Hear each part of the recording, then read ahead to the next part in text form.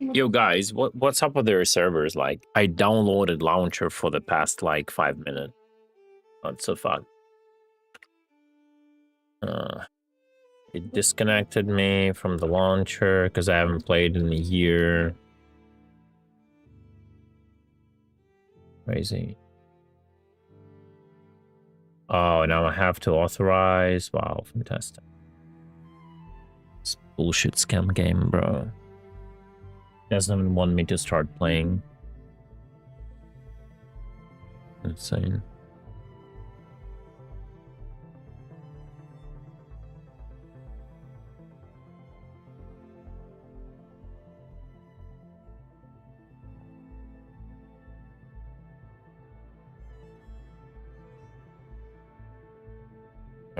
Now we're gonna update for like 69 years.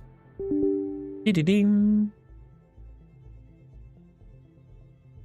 I think I won't even move my sticks. I'll just gonna spawn at Horizon and that's it.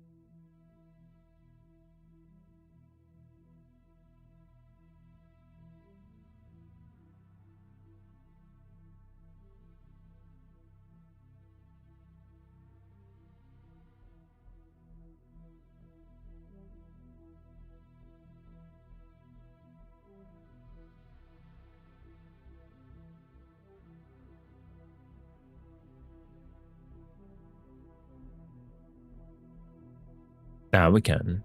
Yeah, we can, Didion.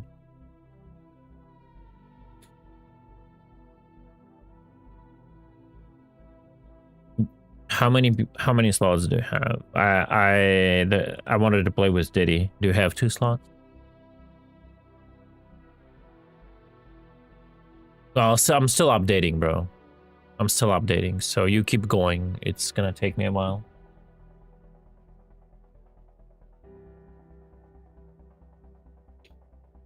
Yeah.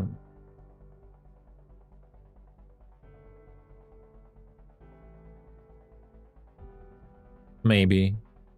Maybe. Yeah, just if you manage to finish it without me, I'll do another run anyway. I'll be farming the shit to get all the blueprints and forget about it. Oh, actually, it's a good idea. Actually, it's a good idea. While we update, boys. Yeah, that's a good call. There's another clown video. Yeah, good call, good call, good call, good call. Yeah, I'll be doing this for now. Basically what we're... Give me a second. How do I do this? Will this work? Yes. Oh shit, I forgot the lights, boys. I'm so sorry. Ooh. Ba-bam. So they were silent. That's my guess. I haven't seen it. Inside CAG, bro. The amount of cringe is insane. So they've been silent. That's because they were in panic trying to come up with a 35-minute excuse video or what? Instead of like coming up and just saying something? Yeah, let's see this. Let's see this. Basically, what we're building with Star Citizen is freedom. 4.10. Now Chris Roberts appears on the camera, right? Now Chris Roberts appears on the camera where the entire world, including news outlets, is fucking shitting on them. Guys, I'm telling you. I've been saying this for quite a while. CAG is a game dev Russia. It's like, it's just, it is what it is. I've been saying this for quite a while. Like, every single parallel you can draw, right? Everything possible parallel you can do here, it's there. Including a major fuck up would happen and the main guy would just disappear for a month, and when everything calms down, he's gonna come out and like say how everything great is and everything is fine.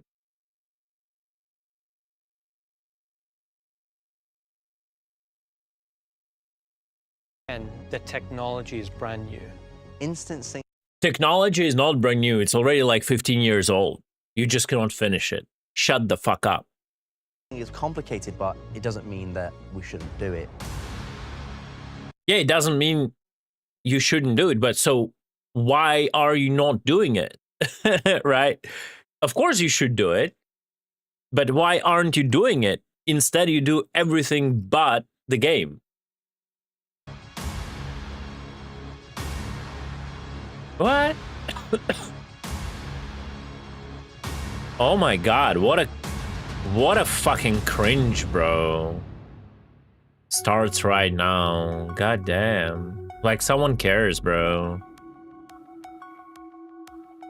What makes Star Citizen a unique experience is the fact that it's vast and Is the fact that it's not even a game, but somehow you made more than $1 billion selling the JPEGs. That's what makes it unique. open. It's a multi-system game. With the systems just not working. It's a multi-system game where not a single system works as intended. Like, why we're not talking about this? When we're trying to have instancing come on and be this seamless experience, that is a large technological challenge to undertake.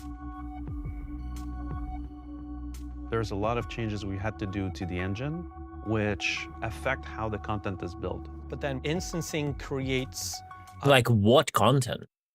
One content and one dungeon in like 69 years? That's not the content we've been promised for all these years. This is so cringe, bro. an opportunity to tell stories and make content for a certain aspect of Star Citizen. Yeah, how about giving player the tools to tell stories instead of you telling the story no one cares about, the story that is so cringe, it doesn't even fit into like a grade B movie kind of story. Instancing is the first use case of us dynamically loading up servers for the simulation, and that's the first step to the fully dynamic server meshing, where that's the goal that we're moving towards. In terms of how 4.10 compares to other releases, the learning and the understanding of how that technology will work within our universe has been the challenge. This is all the problems that were on the stream. I know like they don't publish it as this is an excuse for what happened. So, but indirectly they do. So all of this instancing issues and telling how hard it is has nothing to do with the shit state of the game it is right now in, right? Because all of these issues were there for like many, many years, and instancing has nothing to do with it.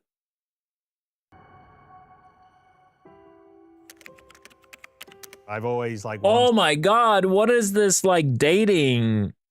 What is this cringe, bro? Oh Lord. Oh god, who will fall for this? to sort of get lost in a science fiction universe. and I want it to be fully immersive, and I wanted it to always be my point of view. So basically, what You cannot get lost in a science fiction universe you've created, Chris, because it's not even science fiction. It's dog shit fiction. Like, none of the universe you created is even like fun and science fiction. we're building with Star Citizen is my kind of dream sandbox freeform game. Where is Sandbox? Where is Freeform, Chris? The game you created, you have two objectives: move the boxes and do ghillie missions 7 and 8. Is that what you call Sandbox, Chris? You know, there's still obviously quite a few things to be finished off, but it's complicated, especially Quite a few things to be finished off. Oh my god, dude. Oh my god. There is like the entire game to be finished and reworked. Jesus Christ. None of your systems work. There is not a single system, maybe one or two, in the game that you can say it works. Instead, you're showing me your freaking theater where you chill in comfy chairs, putting with Rich putting his dirty shoes on the back of the chair in front of him that the backers paid millions for. Ah, I can't.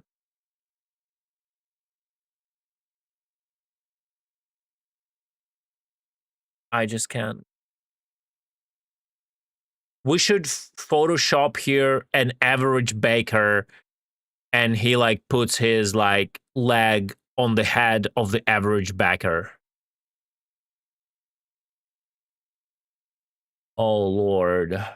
because we're building this huge sort of Scam. You're building a huge scam, dude. That's what you're doing. kind of connected world that has many What is connected in this world? The separated missions to move boxes? What is connected? How are the players connected? The absence of any consequences to your actions, is that's the connection you talk about, Chris? What is connected in this game? The economy that is connected to nothing and is non-existent? Like, what is connected?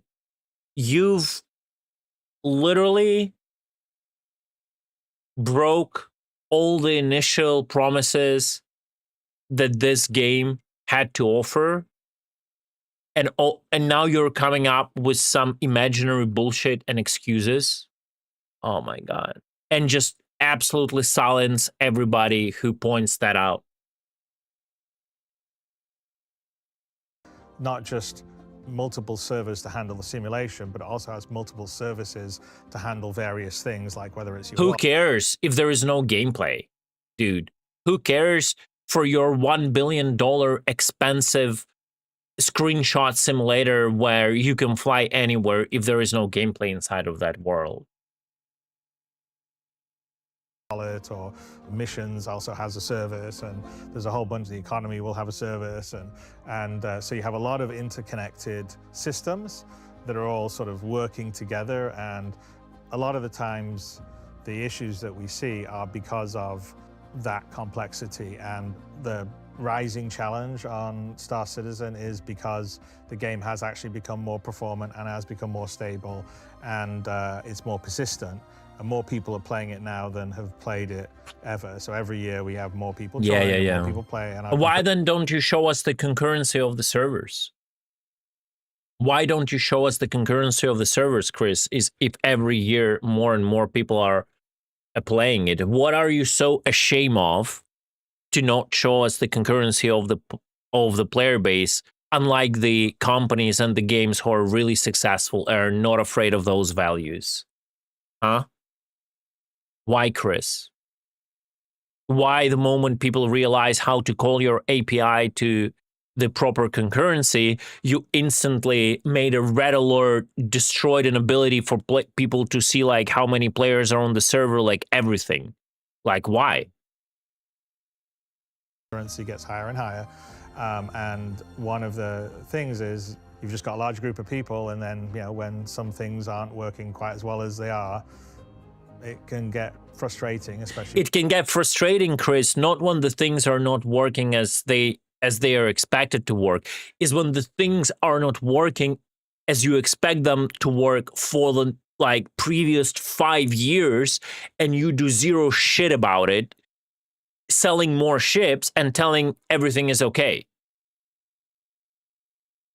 When you're sort of in for a longer term. But that is absolutely something that we're very focused on. You are not focused on that, because if you were focused on that, those would be fixed, because the things people are mad about weren't there for like a month, even like half a year. They're like going for years, like the FPS experience, the desync, the guns flying, the inability like to interact with the world, the bugginess of the UI, the problematic like inventory, like the ships exploding in the hangars, the purple ships, like the inability to equip stuff, the awful state of the arena commander, the awful like interface, the no economy, bullshit trading, stupid hauling missions, like absolute stupid AI. Like everything, it's just melting down. Nothing works in this game. Oh my God. Stop this nonsense. Stop this bullshit. Just come out and say, I've spent 80% of $1 billion building my single player game, and you guys pledged that $1 billion to Star Citizen. And God, if 20% went to actually developing Star Citizen, that's even good, you know? Holy fuck, bro. Fixing and improving. One of the reasons why we're showing sort of a little behind the curtains, like we used to, I really felt like when we first came out in 2012, and you know we started, you know, the whole oh my God, what are this campaign, fucking we were nostalgia one of the very bullshit? first people to say, hey, you know, open development. It's not just we're going to do the crowdfunding and then close our doors and come back in X number of years when the game's finished. It's like, no, we're going to bring you along with the development. No one here enjoys the game breaking and not working. Everybody working on Star Citizen really cares about what they do, and they love what they do, and they want to make the best game possible. But you don't. You want to make Squadron 42, and those people are cucked because they're trying. They really do. I know, like I've talked to some devs. It's just there's nothing they can do because you're fucking jerking off on your Squadron 42 shit. To build what we're doing and the tech in terms of having that seamless experience where it's all. Why do they need this theater to look how the pistol works in the fucking SPK? Are you fucking shitting me? Is this even real? Should I bring up the body cam footage of the upcoming body cam patch where you can see how really good you can make the guns run and feel and reload and shoot, done by initial company that started with 2 people and now is like 30 people instead of 1,000 people?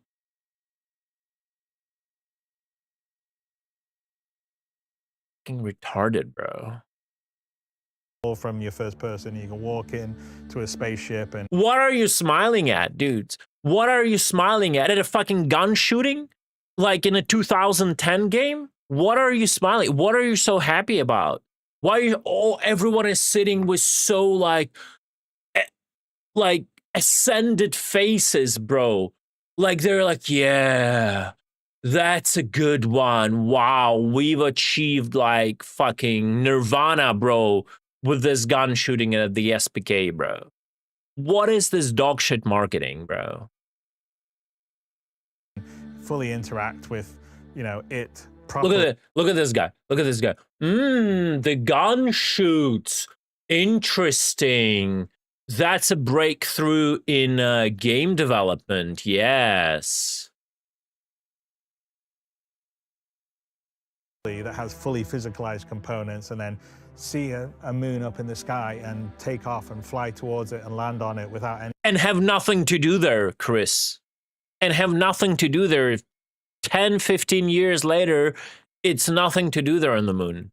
Just saying. I have more things to do landing on the moon in a Kerbal space program than in Star Citizen. Except they didn't ask for $1 billion for their backers, from their backers to do that. Loading screen and have all that level of detail and fidelity, that requires very, very, very specific and hard. Very, very, very specific office with LED screens that looks like Arisen and that costs millions and millions of dollars to do. That requires that office, yes, of course. The right technology. It's why people haven't done it. And it takes a lot of effort and work and technical knowledge to do that. It takes a lot of marketing budget to do that, dude. We're lucky to have a lot of incredible people on all the levels, on the creative level and the technical level, but it's still hard to do. But when it's there, it will be an experience like nothing else. I mean, I truly believe when it's there, look at this work. When it's there, it's going to be experienced like nothing else.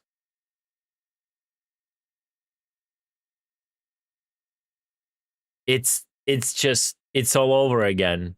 When it's there, it's going to be experienced like nothing else. Oh my God. Just buy the Stinger, guys, so it can get there. Just buy the Stinger. Like why people are so passionate. Or whatever it's called. Stingray. Sorry, Stingray. I mean, on both sides of the thing, right? Like, it's because it does something that you don't normally get. And I also think that a lot of times people sort of forget that that's what, that, and they forget like all the things that have happened, the advancements that happen. So they're just focusing on this thing right now that isn't working and they're frustrated with, which is okay. But everything is not working, Chris. That's the problem.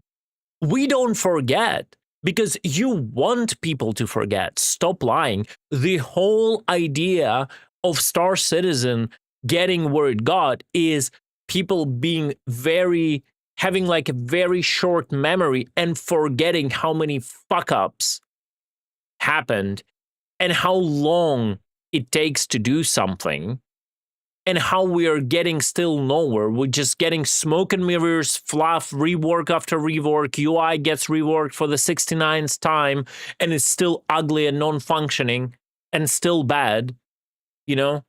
That's the problem. Like, we don't forget. A certain part of the community don't forget and remember like every step of this game development. Every single step. And it's not going anywhere. All these years, it's like promises on promises on promises, and we don't forget that almost in every game system in this game is broken one way or another. It's not about being frustrated about this new thing. Like, obviously, he is referring to the Siege of the Horizon failure, right? No, it's not about that. We are not forgetting that almost every system in this game is broken beyond like imaginable. Nothing works. That's what we are not forgetting, Chris. But if you step back from it all and you go, okay, look at all this stuff that's been built and all. What stuff? Name me one stuff that you're proud of that works. Name me one stuff, Chris, that you're proud of, that is working, that it like looks amazing, feels amazing, isn't boring, is like extremely engaging, makes sense, makes an impact into the world of Star Citizen. Like, name me one thing. Or better, name me 5 things, because maybe you can come up with one thing. It's like, oh, mining works or something, right? God damn, bro. Works together. Marketing works, like yeah. Star Citizen would be freedom. 410 is a unique Star Citizen is opposite of freedom. It's slavery. Star Citizen is literally slavery. Challenge because it's been tied with technology and flagship content. Instancing is complicated not necessarily because we're trying to reinvent what instancing is. It's to implement instancing into the Star Citizen codebase and the game that we've made. And in any large technological challenge, the challenge there is trying to make sure that we're covering all of the broad elements that it's exposed to. Now, and that's not even to do with the content side of things. The content side of things actually makes it simpler because we know that we can guarantee that the players are going to come in at a specific area, they're going to work through the content in a specific manner. You know, we're able to control that and provide a more cinematic, that more curated experience. But I don't want fucking curated experience. I don't want hand holding. You promised us a sandbox, you son of a bitches. What are you talking about? What are you talking about?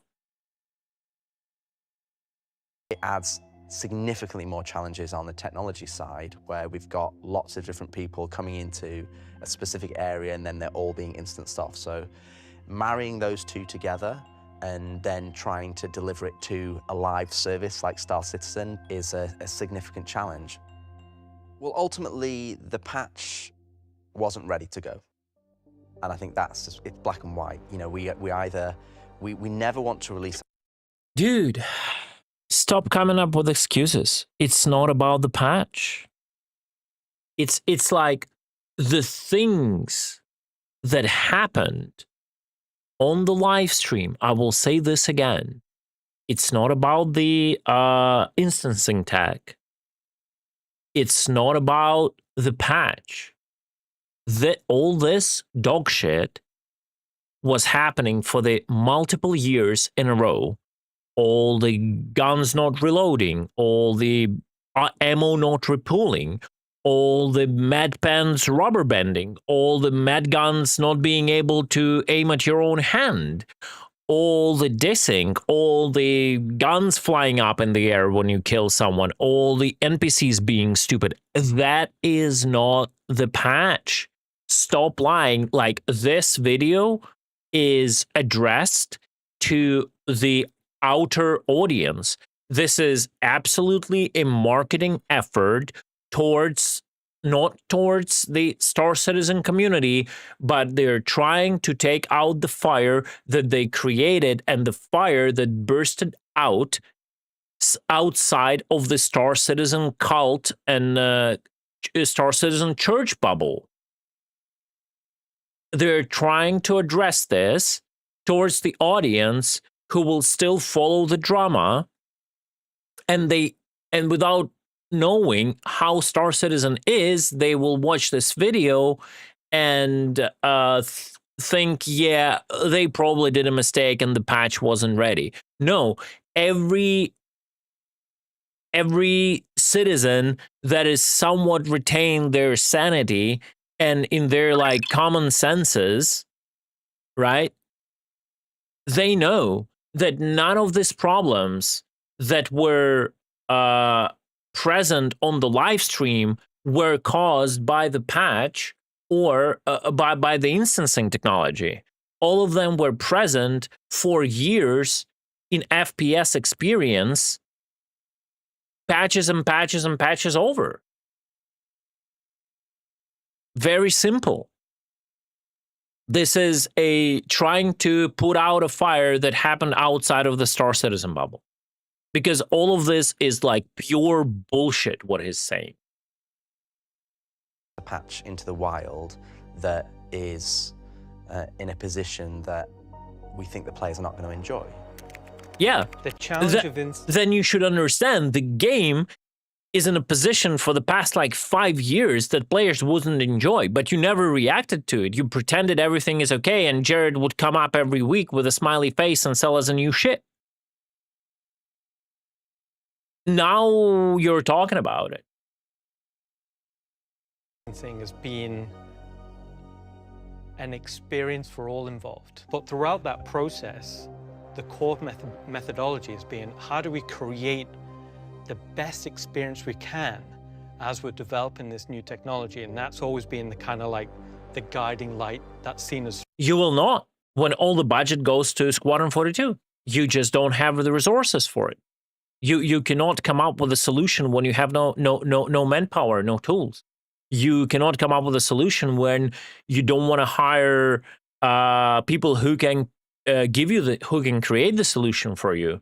Like, no one wants to get close to CAG. No one with a brain wants to get close to CAG because they know how CAG operates. They know who Chris Roberts is. He will tell them that the pixel has to be blue, and they will have to make the pixel blue, even if the pixel has to be green. Even if blue will never work. But because Chris said the pixel has to be blue, it has to be blue. And then you have to come up for a year with the band-aids and workarounds so the pixel that is blue works as a pixel that had to be green. It's very simple. We develop an experience that we feel like would be tailored best to the instancing. And as that technology develops. How about the experience that would be tailored best for sandbox gameplay we've been promised back in 2013 or whatever? How about that? And as we test it, we course correct and we try and make great decisions to improve the gameplay as we go. The teams on SC are just fundamentally super fans, right? They want it to be great, but it is a difficult project, right? Also the fact that we're shipping patches, like, it starts from there, right? Like what we're in right now, every issue is rising up in priority. The turnaround time becomes hours, not weeks or sprints. That causes frustrations, but you know, this is a bit of the DNA of the project, is to build the AAA game in the open. What part of this game is a AAA at this point? I don't even know. Like, what part of the game is the AAA at this point? Like, you take every game mechanic, only the budget is quadruple A. Everything else is subpar. The ship combat is meh. The flight model is meh.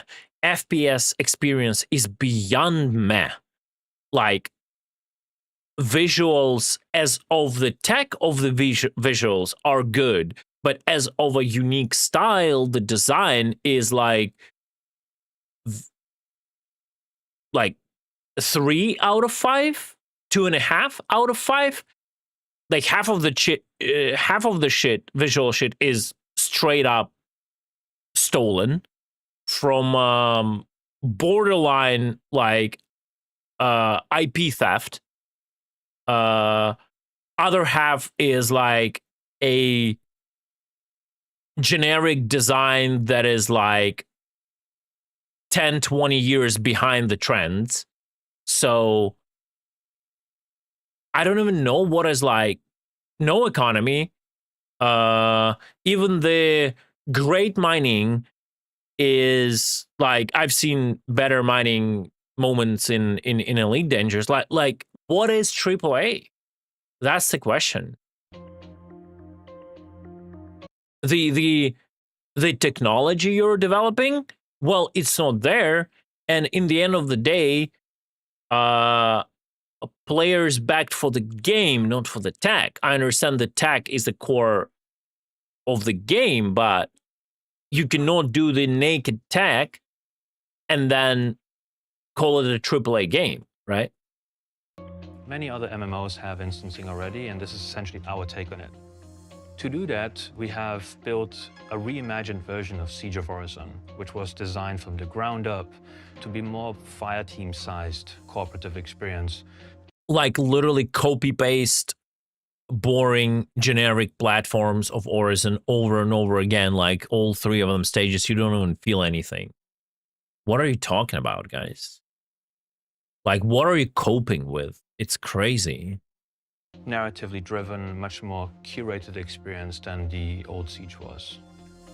So on the original Siege, it was very much an open world gameplay activity. Now this came with a lot of merits. It certainly felt like a Star Citizen experience. You could play with a lot of people, you saw a lot of other people. but it also came with a bit of chaos and a bit of unpredictability. So with instancing, we was allowed the opportunity to fix a few of those problems and then also increase the production value and integrate things that we've wanted to do in story design and mission design since the original. Like, what story design, bro? When they talk about story design, you have to understand we are talking about like 5 different not wildline, but like curated phrases NPC throws at you at this like little communication screen. That's the entire story design. It's like, it's crazy, bro. How are we even listening to that so many years in development? We're still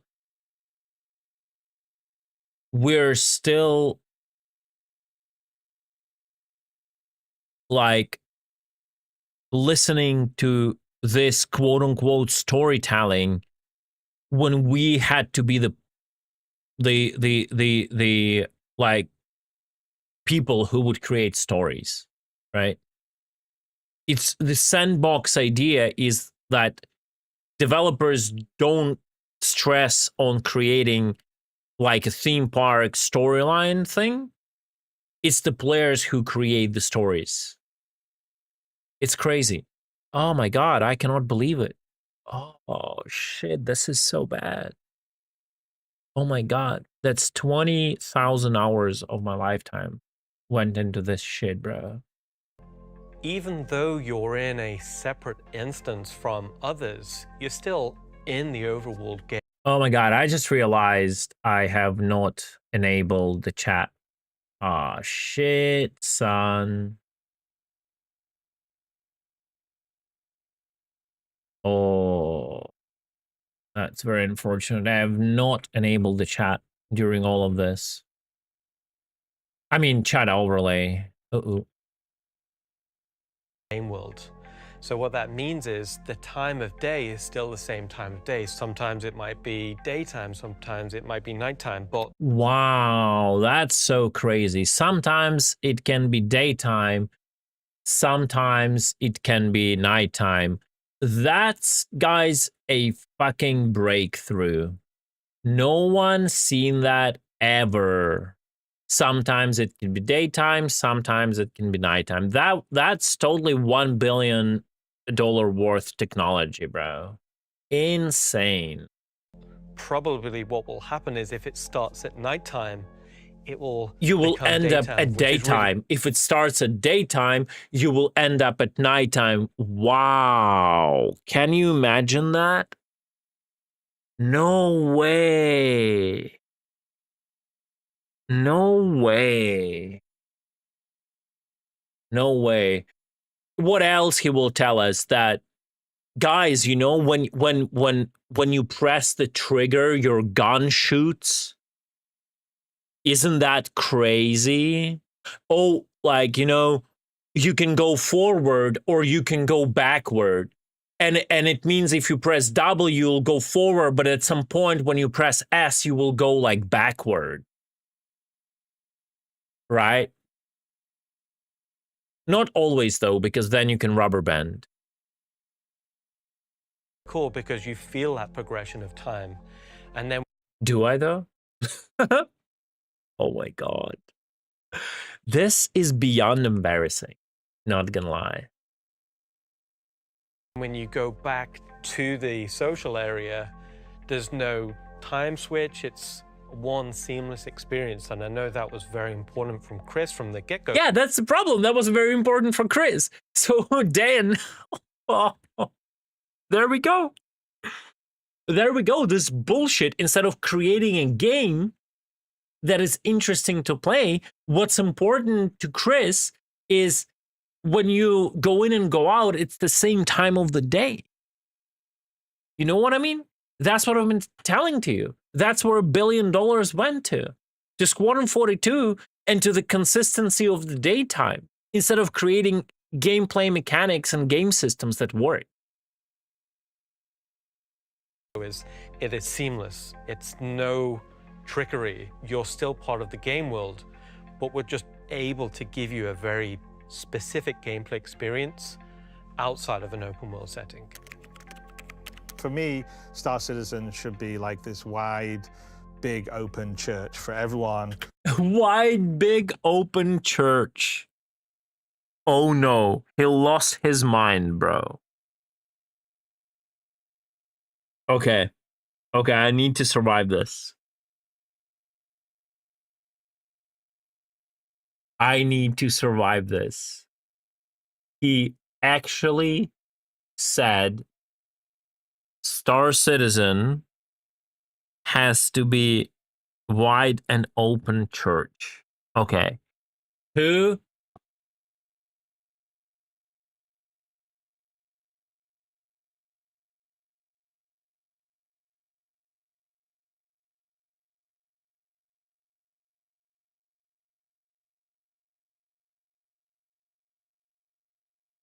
Can we get a moment of silence here, please?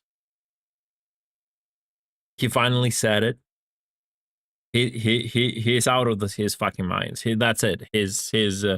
I'm telling you, it's like my comparisons to Game Dev Russia are there is a reason for that. There is a reason for that, right?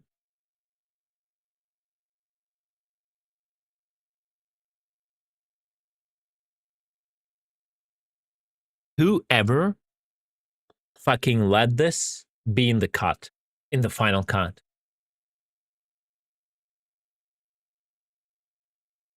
Brother, there is either an agent, a secret agent who wants to reveal all the bullshit in this company who did that. Like,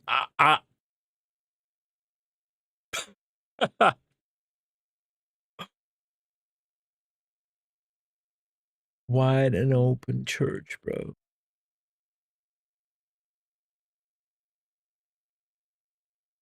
Maybe Ollie is the savior. Maybe he's a double agent. Maybe he is exposing their shit. Yeah. Maybe we just don't understand it. Maybe that wasn't like his purpose. He went there to end them. Star Citizen should be like this wide, big open church for everyone. So it doesn't, like, you don't have to be a PvP player, you don't have to be a PvE player. I mean, if you want to be mining or salvaging or ultimately farming or just hanging out, great.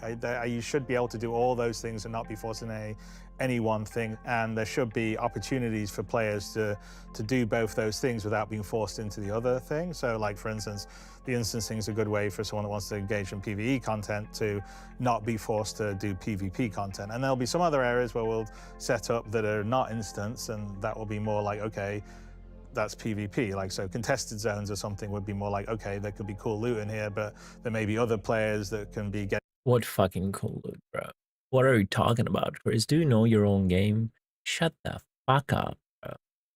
...getting in your way. The loot that doesn't even spawn, that is not cool in the first place, but doesn't spawn anyway. or shooting you or fighting you or whatever. For me, there should not be a win state in Star Citizen. It really is sort of a life state, a universe that you... There is no win state. Yeah. You cannot win in this game because only house wins, bro. Only pledge store wins. You cannot win in this game. Can escape into and have, as you know, hours of fun by yourself or with your friends. And how can I have fun if there is no win state?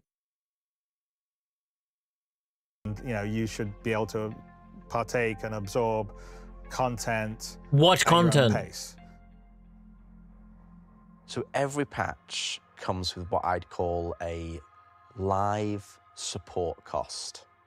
And that live support cost is fixing all the issues that have been introduced by... You haven't fixed even 10% of the issues. What the fuck are you talking about? Guys, we are listening to the person who doesn't know the definition of what a game loop is. I'm just pointing that out. CitizenCon 2024.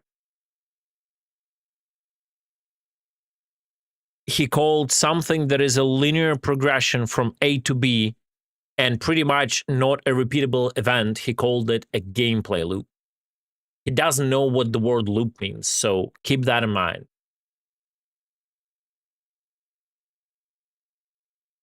Adding something new. So if you look at any piece of technology, if you took a single build from Star Citizen and you kept it in isolation and no one ever touched it, the bugs that are there would be there, but no other new bugs would exist. That's what you would have for eternity.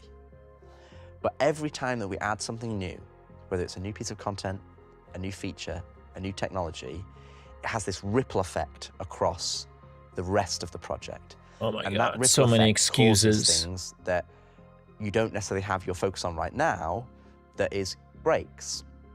So the challenge that we have is that the development team is focused on the new things, the new flagship content that's going into the game, but we need to rely on the test team and the production team and the live development team to evaluate the existing content, and anything that gets broken or is degrades from the previous patch needs to then be raised up. Yeah, but no one is raising it up for the past like 3 years.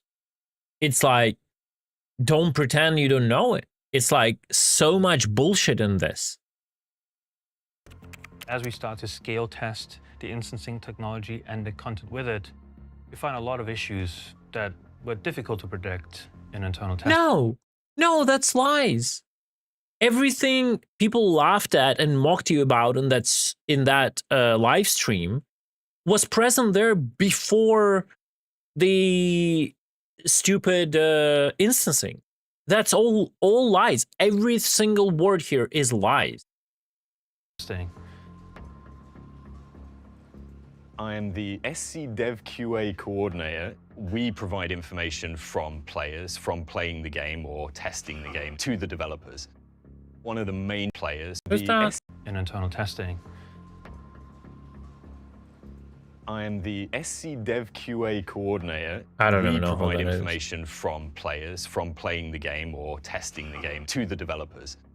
One of the main jobs we do is that we will take that information that comes from the issue council, and then we try to add as much context onto that, as much sort of detailed debug or code-based stuff that we can then hand it over to the devs and say, hey, this is what the players are seeing, and here's hopefully everything you need. As a production team on Star Citizen, we're quite in tune with each other, so we know what's up and what's happening on the project. Yeah, I Right just now, don't we're know who counting he around is. 120 bugs to be resolved for Maybe if I live. knew the nickname on Spectrum, I would know who it is, but I don't know him by the name. So whatever issues are outstanding with your teams that are stuck in triage, please get them moving. The bug where the instances collapsing on themselves got reopened. Yeah, there was 2 major events of that. Instances When we visited the studio, we were not allowed to stand on the carpets. We could go only on the wooden floors, by the way. We were like almost at the wall, like a firing squad will shoot us now. on themselves got reopened. Yeah, there was 2 major events of that last night. Yeah, there was an issue with the build that was deployed for this Mark Complete thing yesterday. Rich and Nathan worked on it together to fix it, and a new build got deployed, or made at least, possibly not deployed, so that'll need retesting today. There's a set of bugs that arise from the fact that you can QT or otherwise travel to a party member who is in an instance and like in a ship. We deny.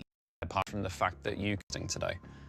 There's a set of bugs that arise from the fact that you can QT or otherwise travel to a party member who is in an instance and like in a ship. We deny if they're in an instance, we deny your ability to QT there? Or could we QT them to the nearest non-instance location? In theory, we could. Bro, it's like the way they're like staging this discussion, bro. I cannot. First steps are mostly QT to that person because that's the easiest way to do it.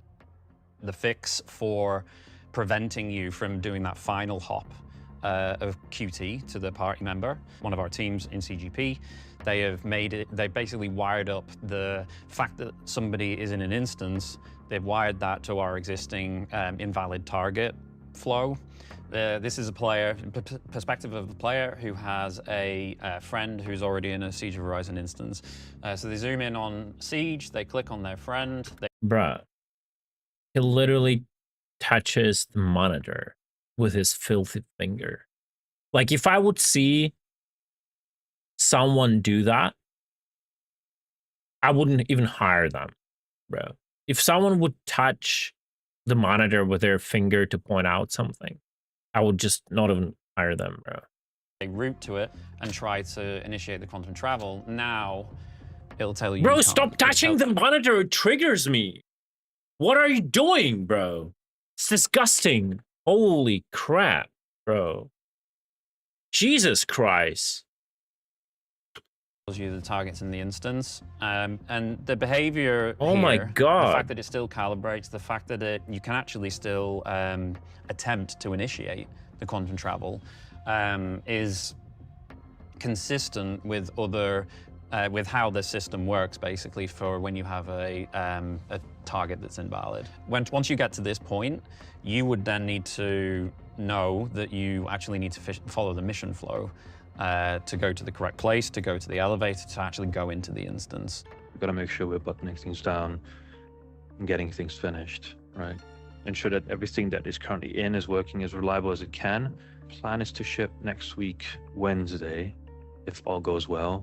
Right now, it's all about every day send a build out, verify performance, verify functionality, you know, all overseeing everything from content to engineers, because there's content changes that affect the technology.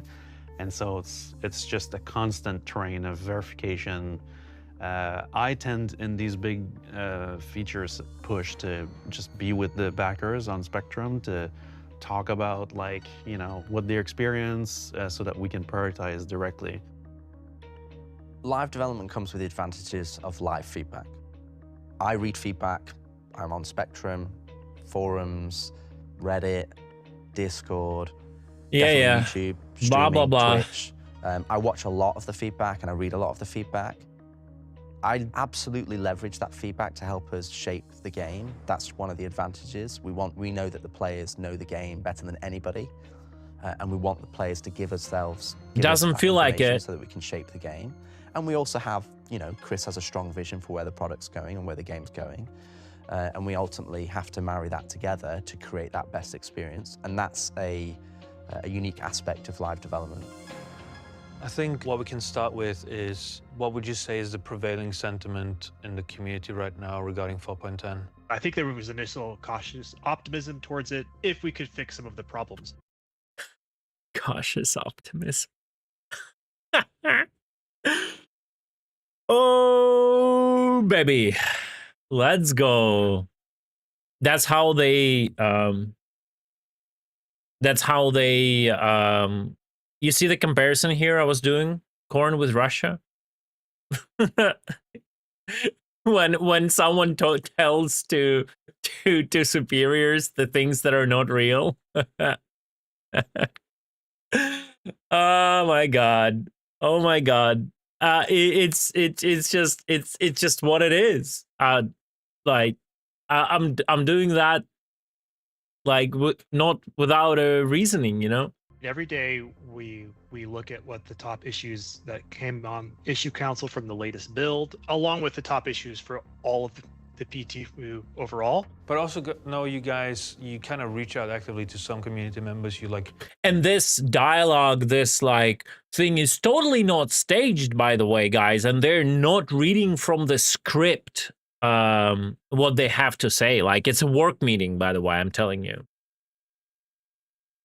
in the Discords, you're scrolling through Reddit and whatnot. That's where players are, right? If they're playing through a session, they're going to be in the Discord with their friends. Losers always talk about trying their best. Winners go home and fuck the prom queen. That is so good, Tony, bro. That is on point. Holy shit. Yep. Absolutely. Especially for a cooperative gameplay experience like this. And so when a problem first comes up, that's where the discussion is going to happen initially. And so to get ahead of that, we kind of need to be in those locations. In addition to just watching the Twitch streamers, right? We're always watching Twitch streamers go through this content, and we'll see them hit an issue live. And we just look at, okay, overall, is this something that players are making a lot of noise about? And then we'll bring that up as this is probably something we should fix, especially if it's new. And usually it is. If it's something that making a lot of noise about, it's something new. I think performance is a bit of a weak point. I'm glad to see some of the focus we got in 4.10. So I'm hoping we can kind of turn that around. This guy has dead eyes because he's dead inside working at CAG, bro. It's very simple. Just found out that you can't even take out your helmet for the new heavy armor.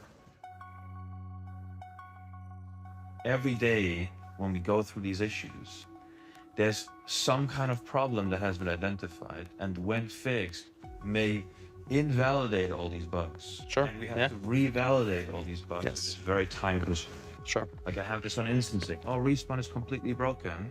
Oh yeah, we're gonna remove the SV. It will be fine. Wasn't fine.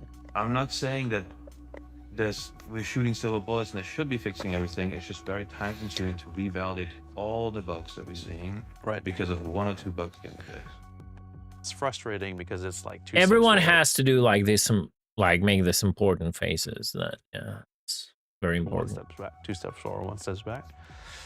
And so that's why the everyday build is the way to build, observe, discuss, prioritize, fix. And so it's a churn. It's a big churn. I think where 4.10 really stands out is these engine level sort of integrations and sort of technologies that come with a lot of, you might not see anything necessarily as a player, but very, very heavy testing cycle on it.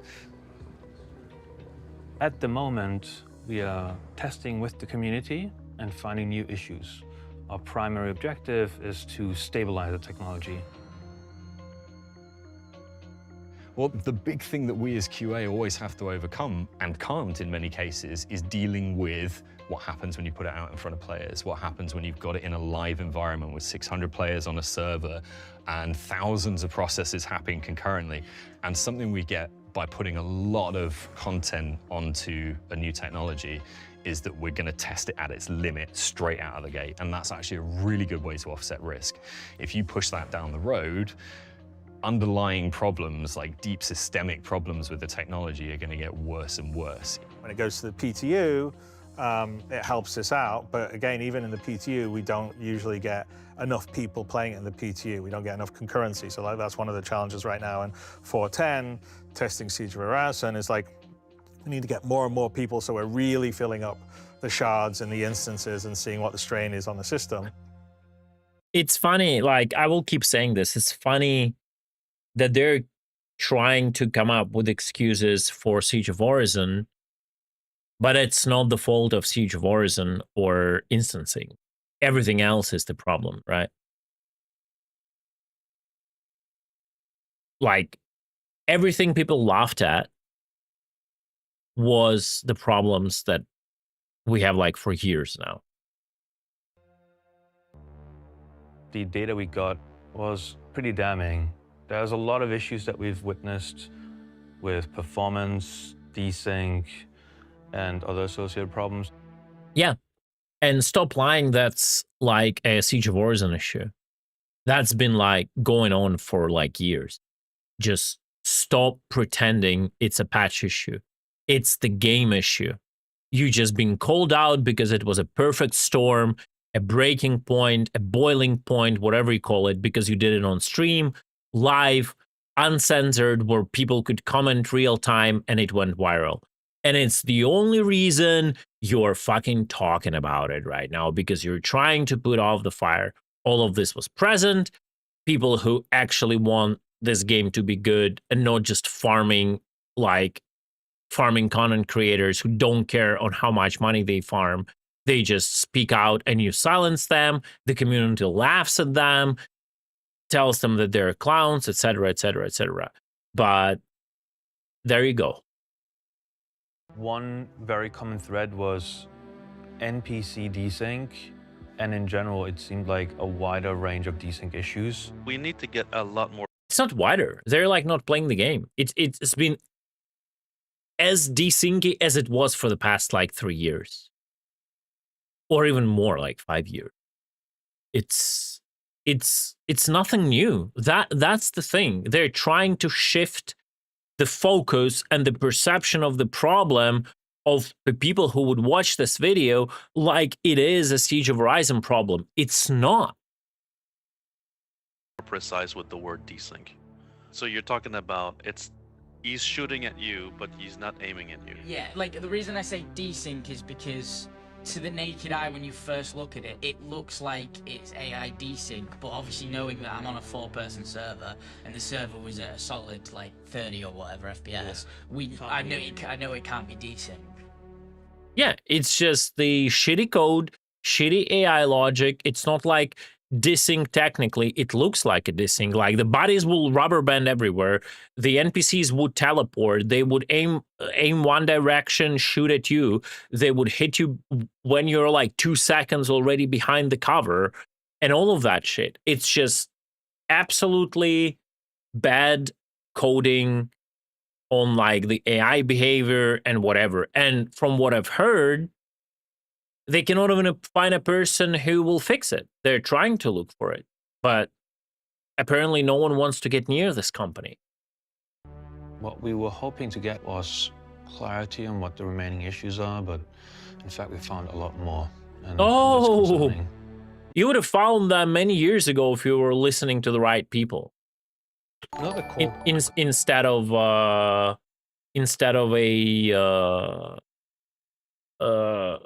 fucking milkers who sell your ships on YouTube. Component of how we made Siege differently is the AI. So in the rest of Star Citizen, the AI is populated by what we call spawn closets. So these spawn closets will populate the game based on various rule sets. With instancing, what we can do is we can place those AI logically where we'd want them to be. So an example would be and they would behave as stupid as they behave populated from the spawn closet.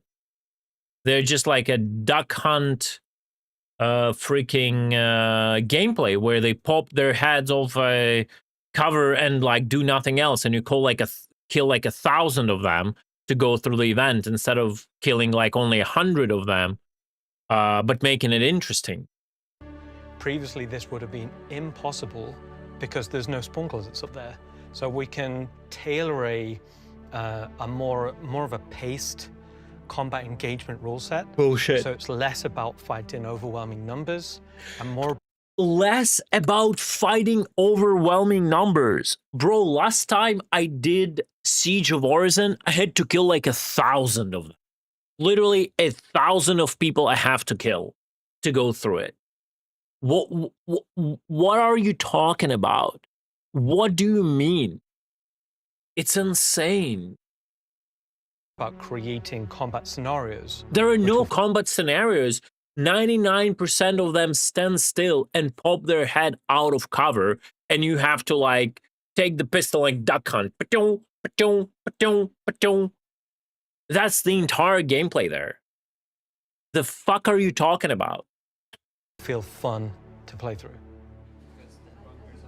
Oh, gamer grease on the mouse. I have the same. Check this out.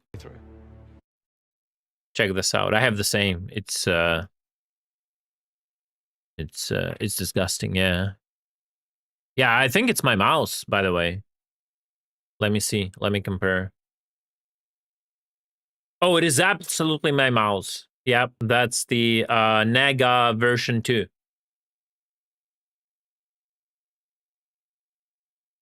Or whatever it is. It's Naga Pro? I don't know, whatever it is, yeah. But it's my mouse. Getting in this morning, I was already aware that we had some outstanding issues with Mendo Ren. He was 100% accurate, And I think that we've had a lot of like frustrations with it. And so we've gone in and we've tweaked some of the values and given it to QA to do a 4-man playtest, a 2-man playtest, and a solo run through, trying to fight Mando Ren. Fucking weak. I fought Mando Ren solo with his 100% accuracy. Just abused the game mechanics. Oh. Now the important thing is to get it out to players. The big thing for us with Siege has just been the volume of testing we've had to do with it. The iteration has been really rapid from development, and these big engine changes where we may need... Is this Winter's boss? ...to retest absolutely everything and just make sure nothing is worse, because actually that's going to help performance over the long run. Now, we in QA will sometimes deal with 6-7 builds a day. What that brings is fantastic iterative testing, where we're getting the latest updates from the developers. Hey, can you go check the fix for this bug right now? It's not quite worked in this way. Cool, we'll put it back in. Now, here's the new one. You know, the PTU gives us a more stable soak environment where we can leave things doing things over a longer period of time, which typically is difficult to do in QA. We have to bounce around between so many different things. Oh, no, wait, that's QA. Winter is a player experience team. It's different.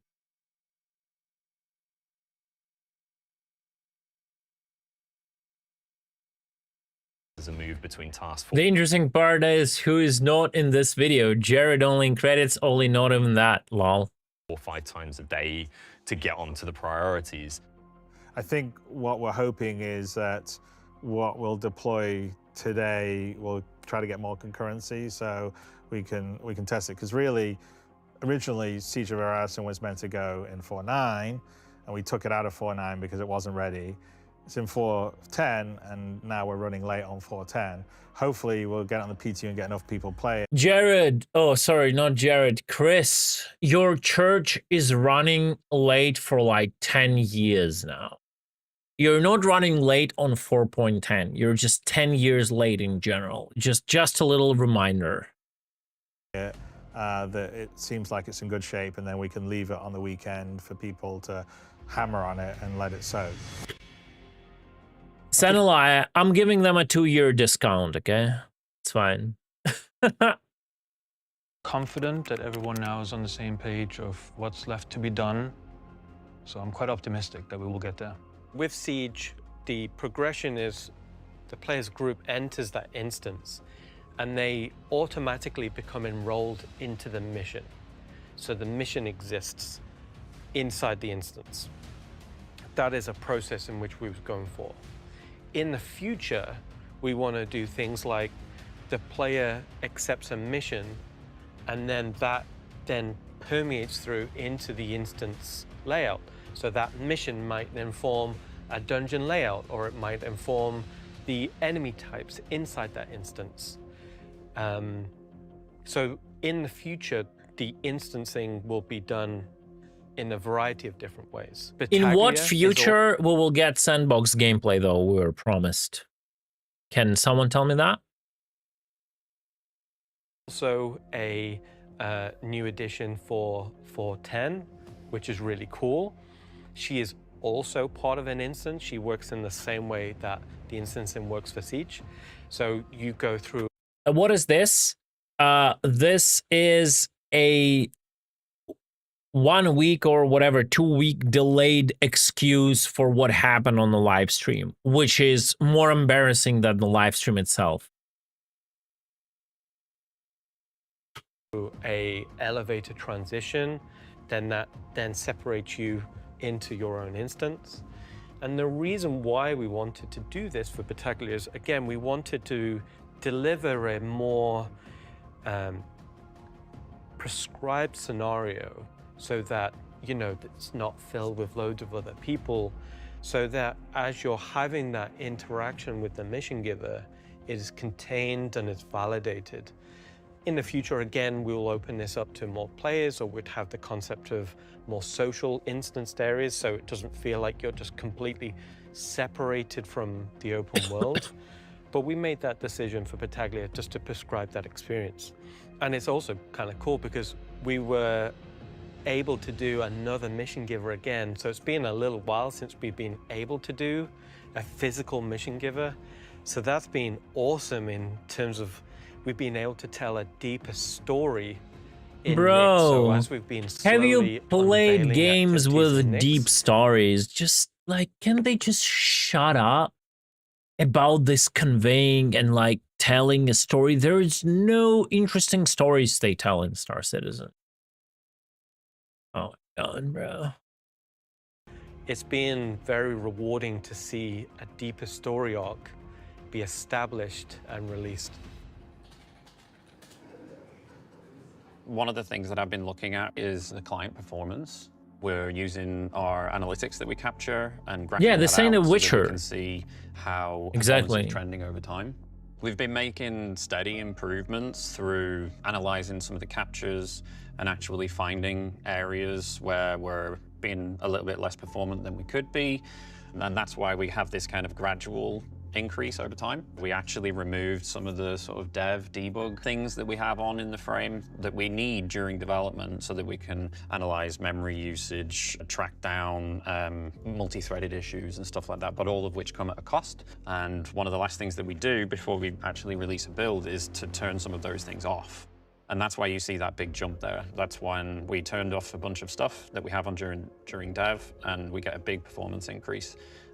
Because the build is now essentially more like it would be during when it's actually deployed for post-release. On a performance front, it was challenging, but the improvements that we've seen over time and the work that QA have put in with developers to help refine that, where we've been taking performance data every single day. So whenever they put in a new optimization, they can compare the data to the previous day and go, oh, we gained a microsecond here, or we gained a 10 frames over here or whatever, and they know where to lean in and push on it. I'm Luc Gijsbertsen. I'm a lead environment artist here on the PU team. What makes Siege very special is that we get to really curate the player experience here. And it gives the opportunity to the environment teams to really highlight. I'm getting sick of all of the curate word in this video. It goes like against everything Star Citizen had to be back in the day. Where the gameplay needs to happen, where the focus needs to go, and we really get to enhance the gameplay experience underneath it. So when it comes to optimization, it's rather complex because there's different parts of the game go either to the CPU or the GPU of the computer, and we need to make sure that we optimize that in the right way. One of the things that is very expensive to calculate on the GPU is refraction cost. So what we're trying to do is to find outliers that have these refraction issues. So what we can do is we can actually use console commands to find what is being expensive. Our decals, and there's no need for them to be transparent in that sense. So we can have a quick look to kind of see what is going on. I quickly sample the material to kind of figure out what is wrong. And then this should not be using forced transparency. And we have a look and we remove the forced transparency and mark it as a decal. Visually, no difference, but computing-wise, a lot cheaper.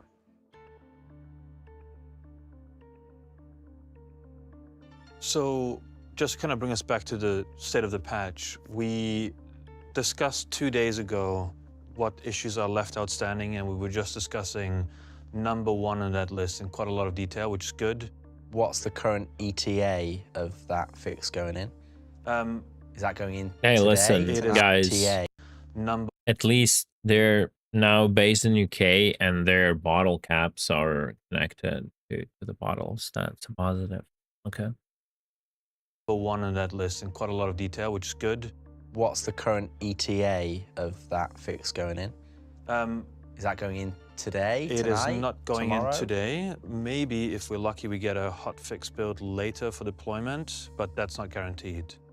The other issue that we mentioned a few days ago was the instance heartbeats and player tracking, which caused a lot of instances to just vanish. Investigation is ongoing.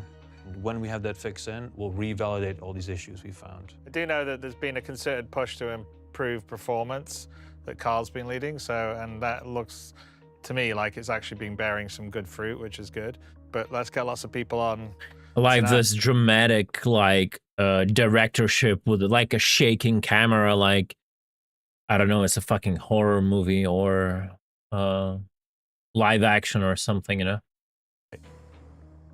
Final thing to say is that we're currently working on a community post to share the result of this endeavor so everyone understands the effort to investigate these issues, to fix them, and what it should mean for them. So it looks like we're in good shape for going live next week. Yeah, you're in a good shape for going live next week, brother. Absolutely. Your game is in a perfect shape. No issues. It's fantastic. Go for it. This fix in, we have everything we need to make this shippable. Then it's just like, how high is the quality bar? We know that there's 1 or 2 issues remaining that need to get fixed, but we want to make sure that we don't get caught off guard last minute by any critical issues. So monitoring and observing players all time, 24/7 is critical at this point. Oh my God. What are these? There is one outstanding issue that was raised last night in the meeting. That issue you're saying there's been a fix been put in, and it's going through testing right now. And hopefully, if that gets tested, is that going to get in tonight's PTU? I would be surprised. Okay, but let's. Right, yeah, but let's wait for the. It can go in. We should be good for tomorrow to go in. Yes. And then if that holds, we're golden. Yes. Okay. Golden. We had a You're like wooden, bro, in this state of the game. You're wooden, not golden. very clear vision of what it was that we wanted to do with this technology, and we knew that we would have some challenges integrating this with the engine as a whole. We knew that we were going to have a period of hardening the tech and how it integrated with the game. And that's essentially what we've been through. And well, I think we're almost there, basically there, let's say. I don't know why, but I feel so much more nervous today. It's weird, like I almost can't speak properly. It's like I got Because you're getting filmed in an apology video to the entire world because your shit went out of the Star Citizen bubble into the media. That's why you're nervous, because you're not doing your job. You're being filmed for an apology. That's why. frog in my throat. But you did great last time. I know, and I enjoy doing this kind of thing. It's bizarre. It's not been easy, but I guess nothing worth doing is easy. Yeah.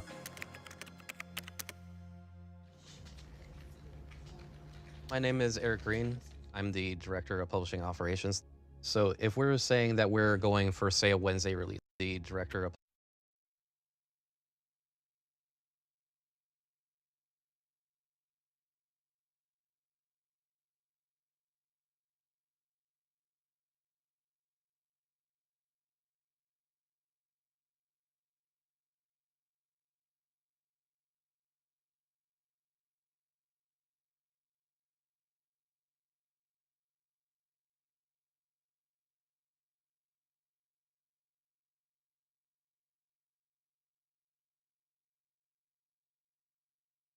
Publishing Operations. So if we're saying that we're going for, say, a Wednesday release, which we try to do, we like to use essentially what was this past weekend as a soak weekend. And so this is kind of like our last effort and attempt that we can afford to kind of learn some of that information before it goes to live. I don't know.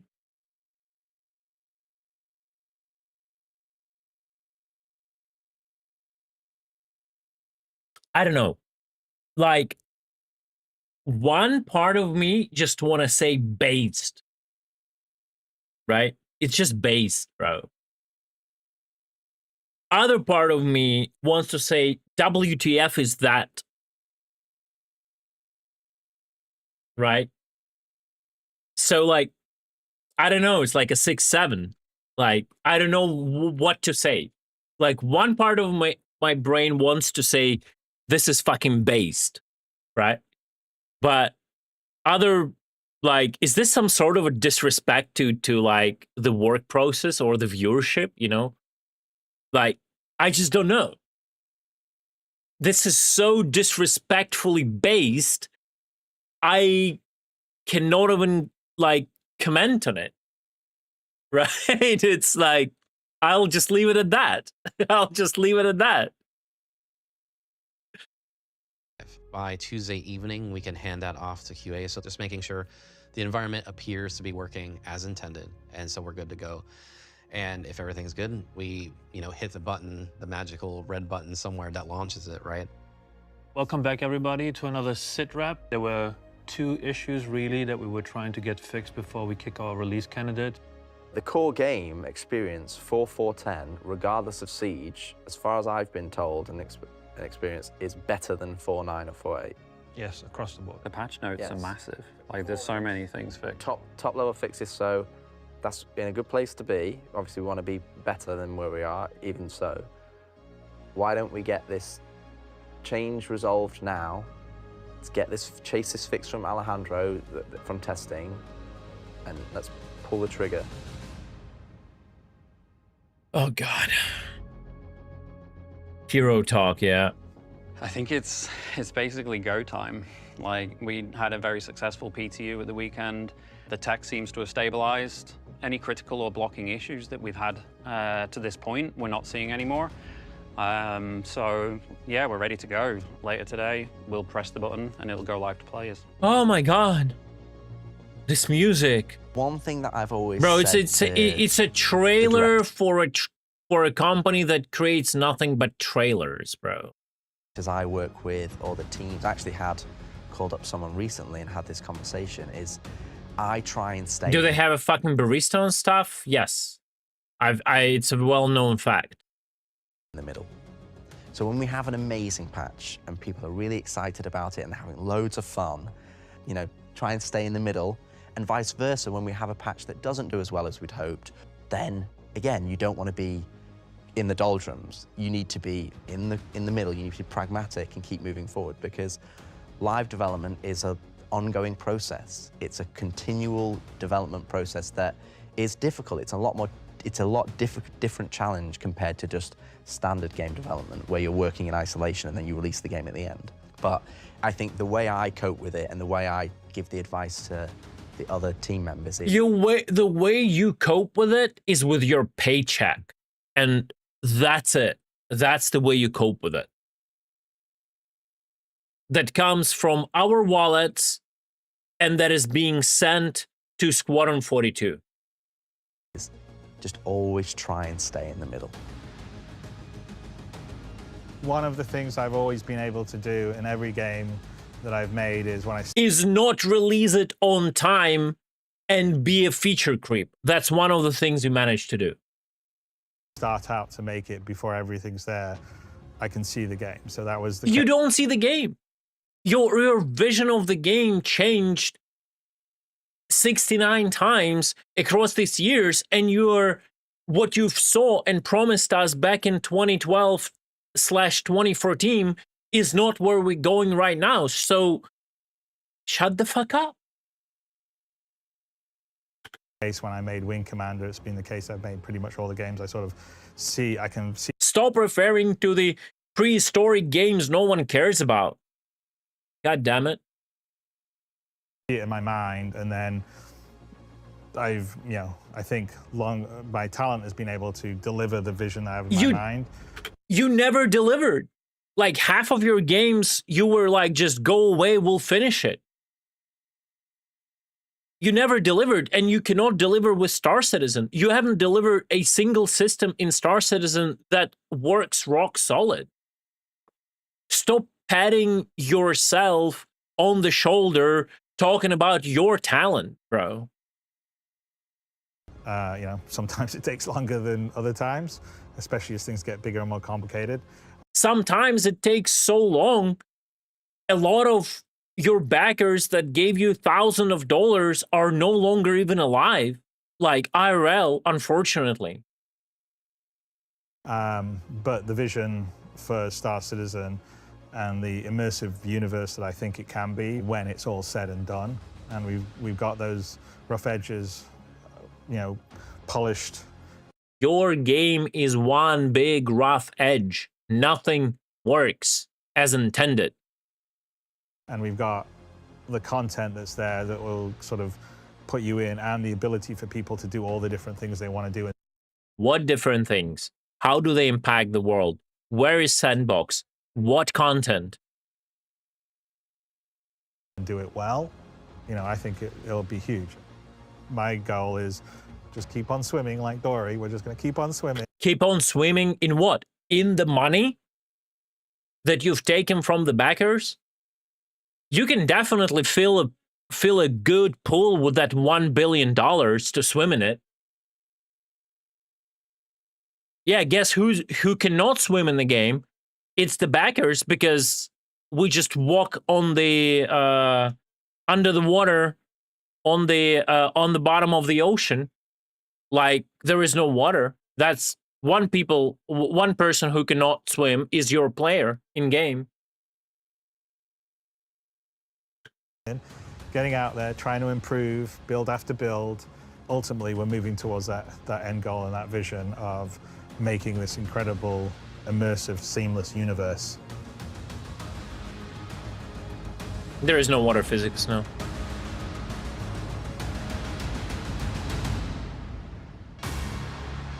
Bruh, this is disgusting. It is so bad, embarrassing, and everything. Oh my god. Oh my god.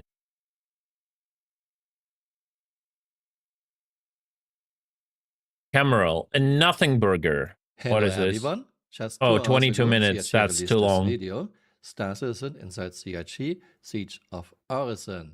Recently, we had a live stream with 4 CRG employees playing Siege of Orison on a dedicated server under ID. Bro, he doesn't have a dark mode on YouTube. Bro, how does Cameron lives his life not having a dark mode on YouTube?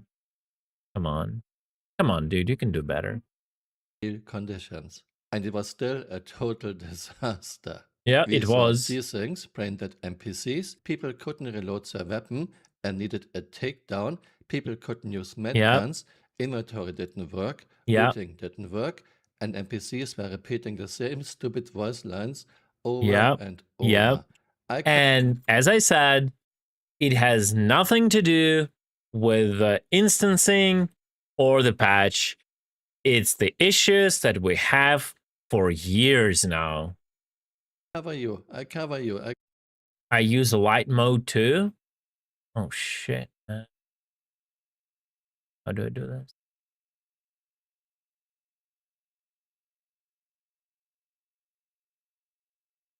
Oh fuck, that's for 10 minutes. Oh my god, I have to untime him out. Can someone untime him out? Oh my god, I thought it would be like for 1 second. Please, I don't know how to do it from chat. My god, Tony, I'm so sorry. cover you, I cover you, I cover you.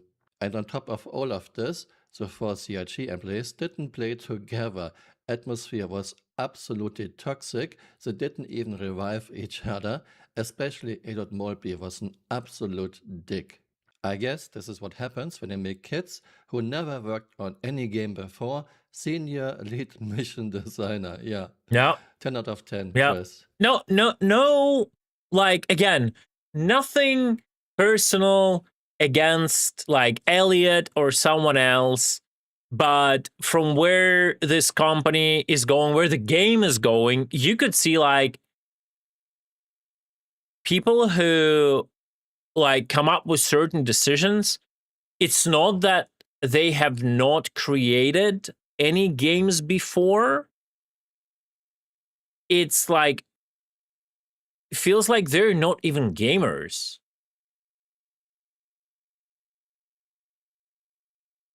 Like, I love Elliot as a human being. I just don't know what to think about him as a senior lead mission designer. Not that I care about missions anyway. I wanted always a sandbox from this game, and I'm getting like spoon-fed this mission shit over and over again. Cameral making the Bobs think Elliot is not toxic. It was just a gaming banter. Like, people who think Elliot is toxic are just retarded. I'm sorry.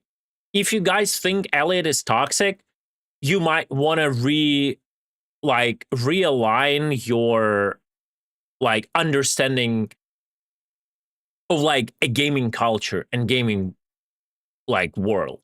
He's not toxic. He was just memeing, bro. It's like, you're toxic by thinking he's toxic. Yeah, PvE snowflakes think he's toxic. Yeah, it's whatever. Instead of talking to us what happened, maybe an apology video, we are now getting this explainer video. Link to the whole video is my first pinned comment below. Here's my reaction.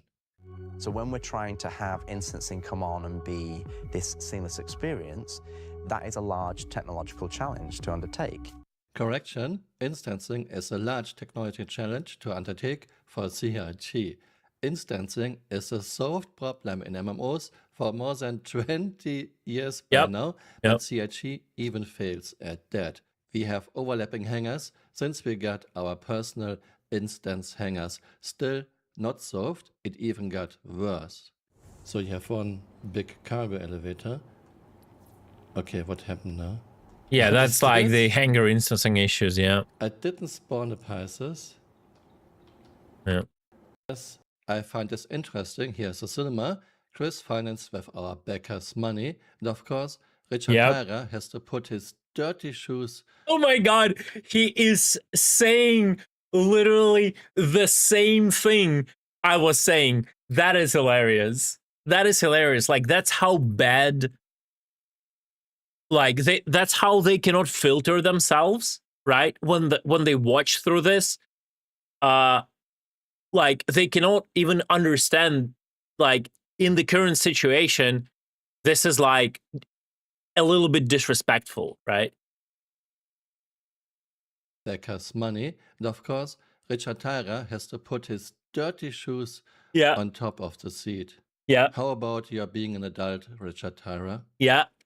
We're building this huge sort of kind of connected world that has many, not just multiple servers to handle the simulation, but it also has multiple services to handle various things, like whether it's your wallet or missions.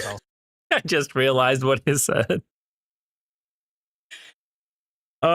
System with your wallets connected. He means IRL wallets. I just realized the joke here. So has a service, and there's a whole bunch of the economy will have a service, and so you have a lot of interconnected systems that are all sort of working together, and a lot of the times the issues that we see are because of that complexity, and the rising challenge on Star Citizen is because the game has actually become more performant and has become more stable, and it's more persistent, and more people are playing it now than have played it ever. So every year we have more people join and more people play, and our concurrency gets higher and higher. And one of the things is numbers go up, boys. And then, you know, when some things aren't working quite as well as they are, it can get frustrating, especially when you're sort of in for a longer term. But that is absolutely something that we're very focused on fixing and improving. The game has become more performant and more stable.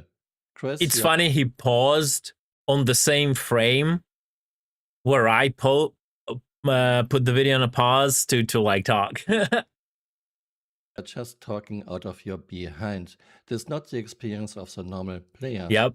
Star Citizen never was performant, but in last years things have gotten way worse. Yep. Especially since 3.18, where we got persistent entity streaming. Yep. Yes.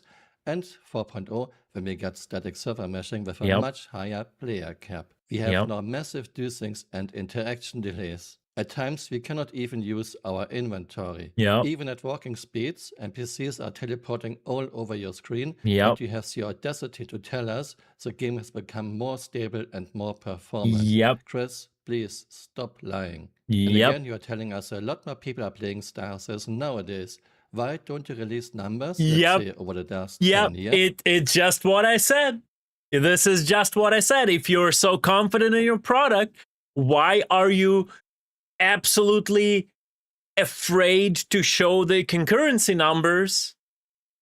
Why, the moment players found a way to get those numbers, you've deleted, changed all the API so they cannot? That's literally what I said. Yep. And I've been saying this for how many years?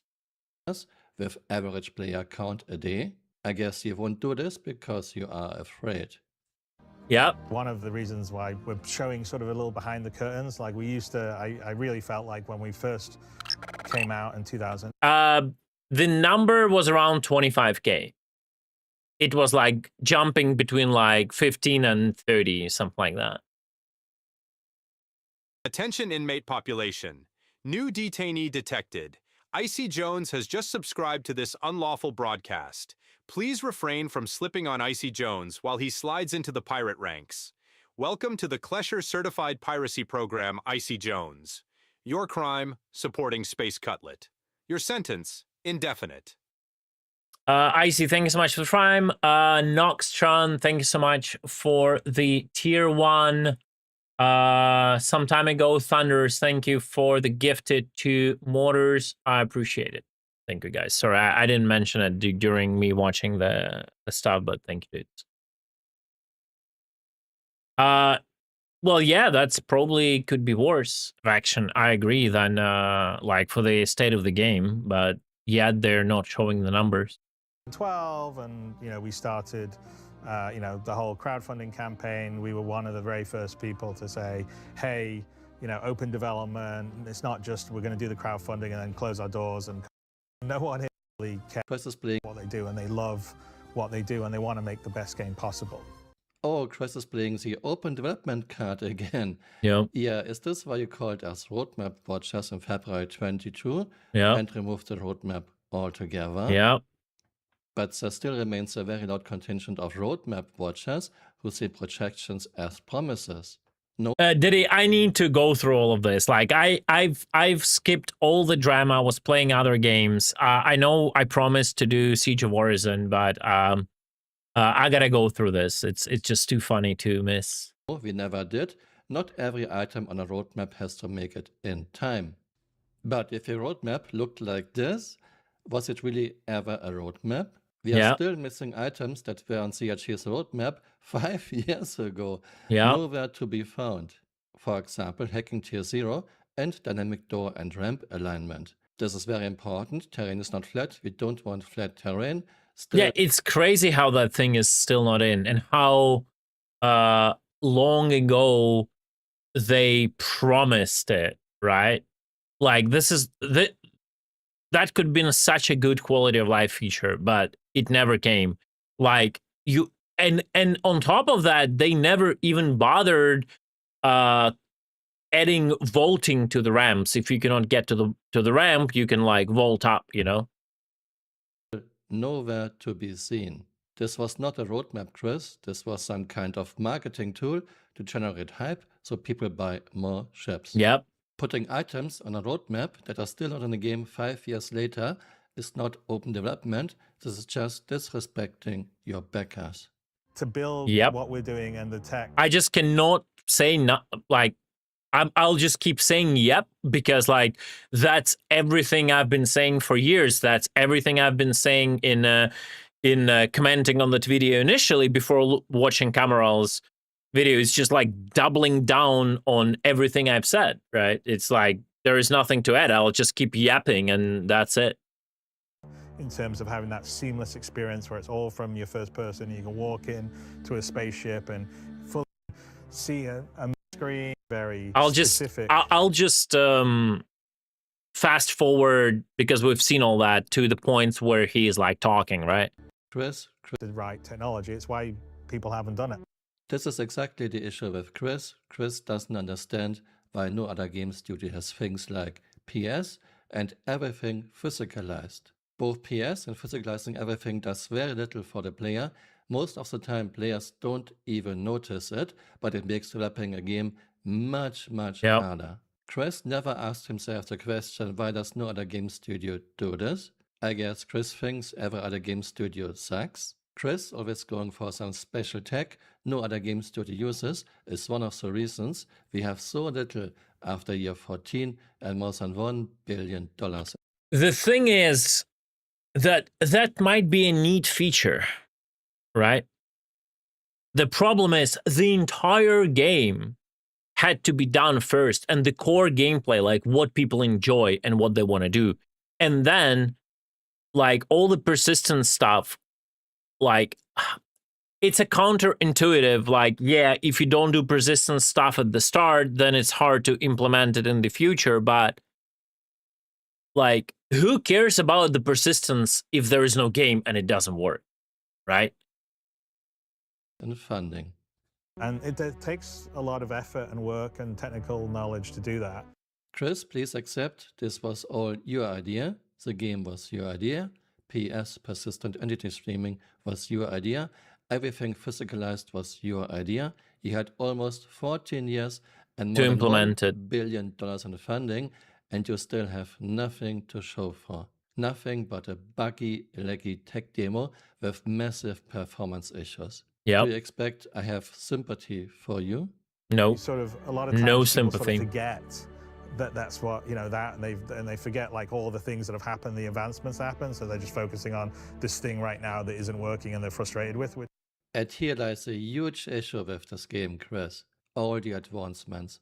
Chris, we actually had much better things in the past. Yeah. We had a decent flight model before 3.23 and master modes. We had a very nice universe skybox with very nice contrast that you destroyed in 3.24 with your new murky universe. Yeah. We had John Bridges' fantastic 3.1.4 Graflev. After John had to leave, you destroyed it in 3.5. We had repair drones and landing radar before 3.0. Your vision completely changed. We have now some kind of Fortnite in space. FPS combat over everything else. No. You have The FPS combat that doesn't work. That's the main thing. I would understand if they would created some like a breakthrough FPS. Like imagine like they would done like what Bodycam does, but in Star Citizen that no other game does. It might have been questionable, do you like it or not, but it would be like unique. But no, they focus on all of this FPS shit, but the FPS experience is like just subpar. It's like worse than any major title. It's worse than Battlefield, it's worse than Call of Duty, it's worse than Arma, it's worse than Squad, like it's worse than War Dogs. It's just bad. The gun mechanics are bad. The gun design is bad. The gun like logic is bad. The recoil is bad. The guns feel bad. They feel arcadey. They feel like we're like going back 10 years into the past or even more. Like the scopes look bad. Like it everything is just meh. The damage system is bad. It's like primitive HP bar with primitive damage mitigation from armor that is just percentage based. Like everything is bad, right? It's not even the fact that they focus on FPS. It's the fact that after focusing on FPS, it feels like a grade C, like out of the basement by some dude who doesn't know what he's doing kind of experience, you know? 14, not even the flight model is finished. So many things depend on a flight model. Balance. The flight model should be nailed down in year 2 or 3. But you are talking about advancements, Chris. No, we are moving in reverse. Yeah, we are reversing. The only thing that advances is the funding of the game. Instancing is complicated not necessarily because we're trying to reinvent what instancing is. It's to implement instancing into the Star Citizen codebase and the game that we've made. Richard Tyra 2026, instancing is complicated. By the way, notice the music, and the music they overlaid when Chris was talking. Music to generate sympathy. Yeah. No one says instancing is easy, but instancing is a solved issue in MMOs for more than 20 years by now, and now you want to play the victim card. Yeah. Oh, it's so hard. It's Yeah. so difficult. Yeah. Oh yeah, you are working so hard. You had almost 14 years and more than $1 billion in funding. Yep. Figure it out, Richard Tyra. And then trying to... Like, again, I remember Tyra back in the day, but when he was still doing the FPS only stuff, and I keep repeating this. I remember his interview when he had still fire in his eyes, when he was focused on a certain FPS goal, and he would be bringing up examples of good gameplay like Tarkov and all that, and like tactical gameplay, tactical FPS gameplay, like a mix of like gamified like realism into the shooter perspective of the game. And then the paycheck came, and he went away from that to the higher position, and then he was put into the things he does not understand, and we end up with Richard Tyrer on a stage of a CitizenCon 2024 telling us what the game loop is, where there is no game loop, because like it's out of his scope of understanding and experience in gaming. And it from the guy I respected and wanted to see an interview from, because he was saying the right things, he became a guy who is just like a corporate talking head saying like nothing burger words, and making this yet another clown show. It's very unfortunate. Deliver it to a live service like Star Citizen is a significant challenge. Thank you very much, Richard Tyrer, for giving me another clip. Every time something doesn't run well, CRG says it's an alpha. Every other time, it's a live service. Yeah. When things go bad, it's an alpha. Guys, you don't understand the game development. It's not game construction, it's game development. But the moment they need to sell something, oh, like the Pledge Store, boys, that's a live game we're running. Yeah. Ultimately, the patch wasn't ready to go. This is the closest thing to an apology you ever get from CRG. Yeah, absolutely. And I think that's just, it's black and white. You know, we never want to release a patch into the wild that is in a position that we think the players are not going to enjoy.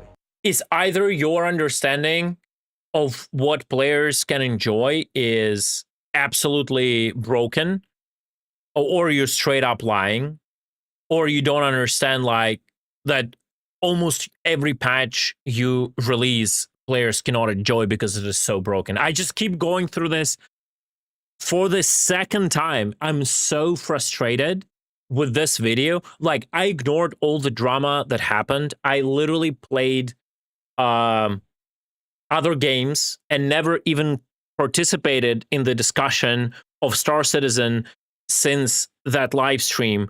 But now coming back to Star Citizen, I initially just wanted to log in and play Siege of Orison and grind all the blueprints and forget about it. But like Tony reminded me in chat just before I launched Star Citizen, because it was patching, that there is this video. And now like my emotions, they're just like, they're going through the roof, because the amount of disrespect this video gives me is like insane. And like even watching it second time through the reactive camera roll still like literally enrages me.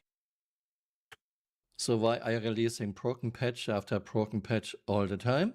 The patch always goes. Yep. Of course, we know the answer. Yep. Because you want to sell ships. Yep. The new shiny ship is more important for CRG than a working patch. Yep. Right, like what we're in right now, every issue is rising up in priority. The turnaround time becomes hours, not weeks or sprints. Interesting. So Benoit, please tell us why we have bugs that are in the game for more than 4 years by now. Why is CRG unable to give us working elevators? Yep. Personal elevators, ship elevators, freight elevators still don't work reliably. Yep. Last patch. Remember me trying to do the trade run? Everyone was pirating? What? 1 out of 10 servers where the outpost elevators would actually work? Like how? What are we even talking about? Maybe we have a different interpretation of what hours are, or maybe time runs differently at CRG. That causes frustrations, but you know, this is a bit of the DNA of the project, is to build. Yeah, literally the DNA of the project is to cause the frustration and be unplayable. That's the DNA of the project since beginning. AAA game in the open. You don't have the, I said it already, you don't have a AAA game. Stop calling it that. It's a fucking non-working tech demo buggy mess. That's what it is. It seems like CRG is running out of excuses Benoit is playing the card again. We have development in the open. Yes, Mhm. but we are in year 14. You have over $1 billion in funding, and you cannot even give us reliably working elevators. Yep. And then when you go back to the social area, there's no time switch. It's one seamless experience. Who cares? And I know that was very important from Chris from the get-go. It is seamless. It's no trickery. With Still part of the game world. Have you really never played an MMO Yep. with instance dungeons? This is pretty much standard. Yep. Let's say the game world is at 1 o'clock. You're entering your instance dungeon. You're doing a dungeon. You're leaving a dungeon 1 hour later. Game world is at 2 o'clock. Yep. This is standard. But this guy makes it look like It's oh, something you're doing unique, yeah. something special. No, you don't. For It's me, crazy. Star Citizen should be like this wide, big, open church for everyone. So it doesn't like you don't have to be a PvP or ultimately farm things and not Game for every It's crazy he didn't comment on the church. thing.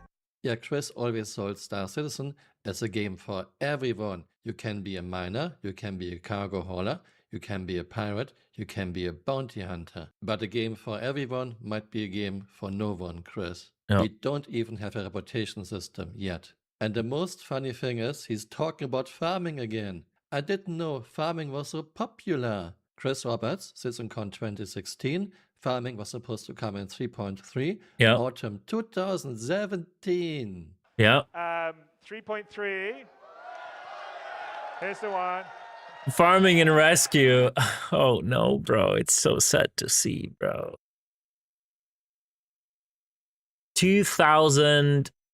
2017. 3.3 farming and rescue. Additional solar system locations. Anvil Carrack. 890 jump. Banu Merchant Man.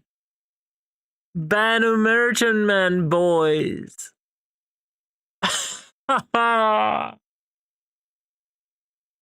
This is so ridiculous. How many lies were there? How many mismanagement? How huge was inability to realistically look at what's going on?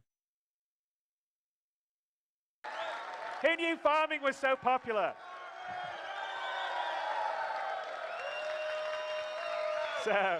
So what we're going to aim for 3.3 is farming, sort of the rescue side. I am the SC Dev QA coordinator. We provide information from players, from playing the game or testing the game to the developers. Good to know that CRG still has a QA department. In 2024, CRG laid off a lot of their QA staff. I think what we can start with is, what would you say is the prevailing sentiment in the community right now regarding 4.10? I think there was initial cautious optimism towards it if we could fix some of the problems. This is exactly one of the issues within CIG, toxic positivity. Yep. Players- Yep. I pointed it out. It's a toxic positivity. It's a bunch of yes mans. You cannot say everything is going to shit. Like, you're just not going to last in the company. You always have to bring the good news. You always have to tell Putin the front is moving forward. Yep. That's what it is. Are cautiously optimistic towards 4.10. Where did you get this? Did you read this on Spectrum and only saw the postings Knight Rider CRG and other moderators did not delete? Just Yep. look at yesterday's video that you released about Siege of Orison and look at the comments and then tell me players are cautiously optimistic. Yeah. Mr. What a Michael fucking Smith. bunch of You bullshit. Know nothing, Jon Snow. When it goes to the PTU, it helps us out. But again, even in the PTU, we don't usually get enough people playing in the PTU. We don't get enough concurrency. So that's one of the challenges right now. And Why don't more people play on the PTU and report bugs? Because CIG doesn't fucking care. Yep. I pretty much stopped creating IC reports or contributing to IC reports because we have some that are open for years, 4, 5 years. Yep. With hundreds of contributions, and CIG just doesn't care. to Not a fix their priority, game. And then we Emerald. have some massive regressions because CIG cannot separate their builds. Some bugs are actually fixed and coming back the next patch, are fixed again, coming back the next patch, etc. etc. Yeah, Why should we that's test? one of the crazy things when you literally see when the bug is getting fixed in a point patch, and then it comes back in the next major patch. You just understand how bad they are at version management and like merging like the code. It's like what? And experience the same bugs again and again. CLG. Yeah. I can't wait for them to rug pull and blame the players. They will blame the players. It's all you. Oh, you were so toxic. You didn't let us work another 20 years. We would have delivered. Yeah. They cannot even give us a reliably working inventory and elevators. Let us sink in. With performance, desync, and other associated problems, one very common thread was NPC desync, and in general, it seemed like a wider range of desync issues. We need to get a lot more precise with the word desync. So you're talking about he's shooting at you, but he's not aiming at you. Yeah, like the reason I say desync is because to the naked eye, when you first look at it, it looks like it's AI desync, but obviously knowing that I'm on a 4-person server and the server was at a solid like 30 or whatever FPS. It's just a buggy mess. It's like the code Can't be desync. Elliot is talking about the recent Siege of Orison livestream with just 4 CRG employees on a dedicated server with 30 server FPS, and we still saw massive desyncs, by the way, not only of NPCs, of players too. I don't know why Elliot says it cannot be desyncs. I find this very interesting. Sometimes I get comments like, yeah, Chris. 30 FPS isn't even that great though, right? For a non-competitive shooter, it's fine. Like, it's not great for extremely competitive shooters like Counter-Strike, Valorant, but like for 30 FPS, like server FPS, like a tick rate, basically a tick rate, right? Well, EVE Online works at 1 FPS tick rate, right? EVE Frontier works at 5. Obviously, with more high-paced games like Star Citizen, you need more, but 30 is more than enough. Like, if Star Citizen would actually work at 30, you wouldn't feel any discomfort. Like, you gotta understand, we're talking about the tick rate every like 1/30th of a second. The problem is the whole FPS issue in Star Citizen is not about the tick rate. As I've been told by a certain developer, they've ran the tests in Arena Commander, running servers at like 60 FPS and I think 120 FPS, like internal tests. And the desync was there, right? So empty internal server with 120 FPS and the player desync was still present. The positional delay when something happens like a second later, right, to when it has to happen, was still there. It's due to a very old legacy code that is no longer compatible with all the systems on top of it that CAG built over the years. And that base, that core, has to be reworked. And they don't have a person who would do that. That's what I've been also told, and they're looking for that person. And I that's been told to me like a year ago, or maybe even more. I don't remember. And that's the whole reason, right? So that's one side of the desync, which is not desync, which is just like core code in Star Citizen can no longer handle the weight of everything above it, and it has to be redone. On top of that, there is actual desync, obviously, right? Which comes under stress. That's the whole other thing, right? Isn't really working on the game anymore. He doesn't care. No, Chris is still involved in every decision, and it's still my way or the highway. The core game experience 4.4.10, regardless of Siege, as far as I've been told and experience is better than 4.9 or 4.8. Yes, across the board. The patch notes are Yes. massive. Like there's Yeah, so yeah, many yeah, things yes, it's better. We are getting every patch, we are getting better, but somehow, after these many years, it's in a worse state. How does that happen?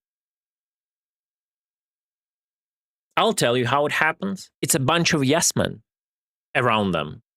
That's how it happens. Top level fixes, so that's in a good place to be. Obviously, we want to be better than where we are, even so.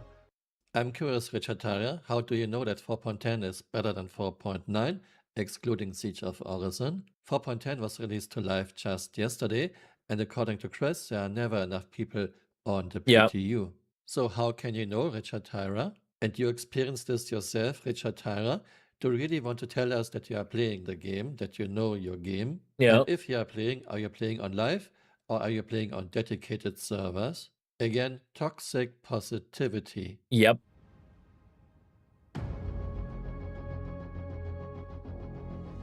I think it's basically go time. Like, we had a very successful PTU at the weekend. The tech seems to have stabilized. Any critical or blocking issues that we've had to this point, we're not seeing anymore. So yeah, we're ready to go. Later today, we'll press the button and it'll go live to players. This video, as an explainer for the disaster of Star Citizen Live Siege of Orison, doesn't convince me. CryEngine, Lumberyard, Star Engine is old an engine by now. It's so old, it's getting hard to find people who can work with such an engine. Yep. CRG had a lot of very good devs, not only John Pritchard is sorely missed, and CRG replaced them with young, cheap, inexperienced people. Yep. And a massive change of the vision, an open space game where you can be everything, to a Fortnite in space game is just bad. Especially as older backers feel betrayed. Yeah. Stop But giving no one cares on the older backers because you already paid your money.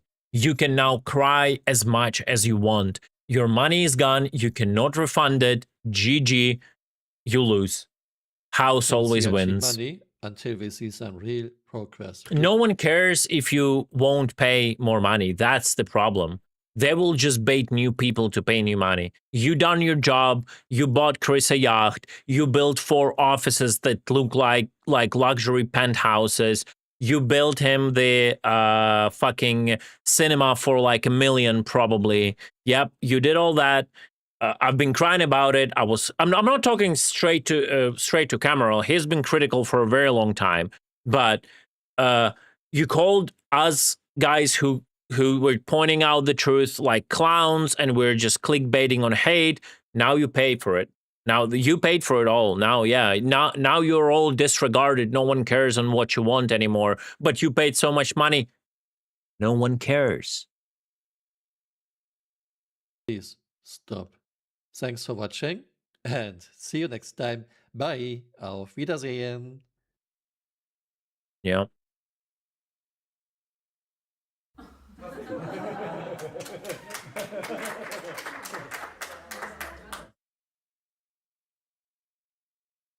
What is this? Just cinema? Okay. Just some memes. In the old days, when we had a player cap of 24, Star Citizen usually played rather well. Important consequences, yeah, maybe. Things are totally. Anyway.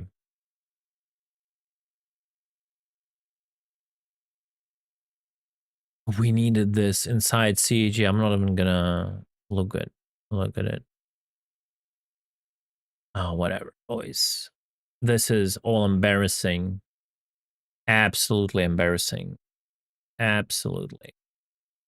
This is crazy. So bad.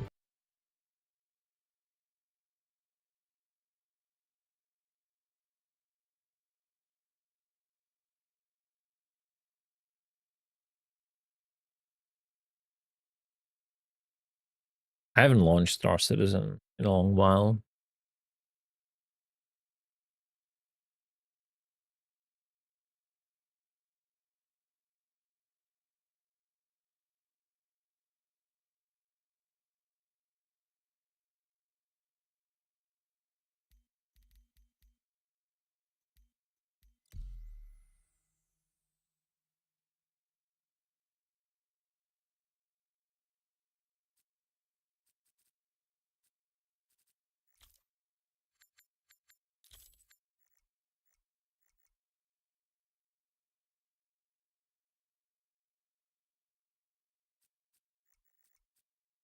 Okay.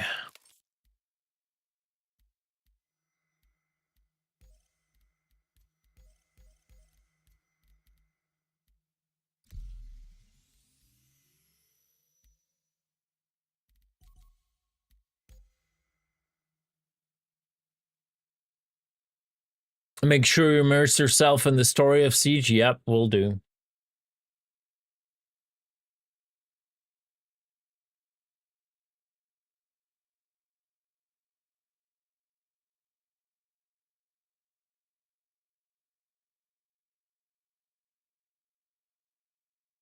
And guys, War Dogs cannot come soon enough. I am not lying.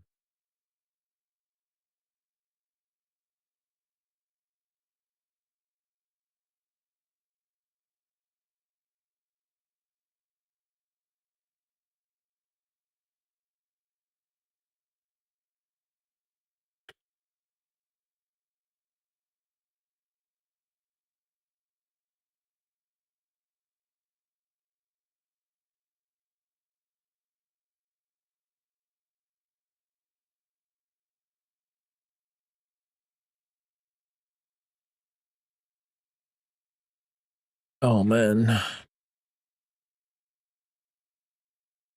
Loading, loading, loading.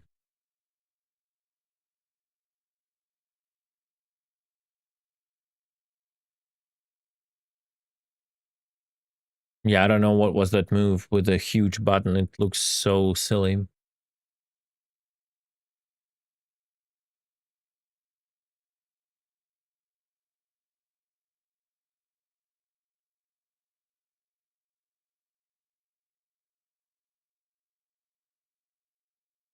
Bro, what is with this loading?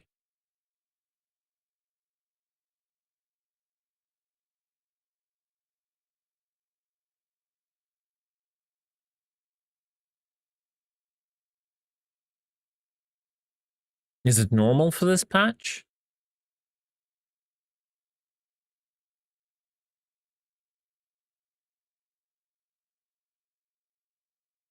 I'm stuck at like 12,000 entities and it's not moving.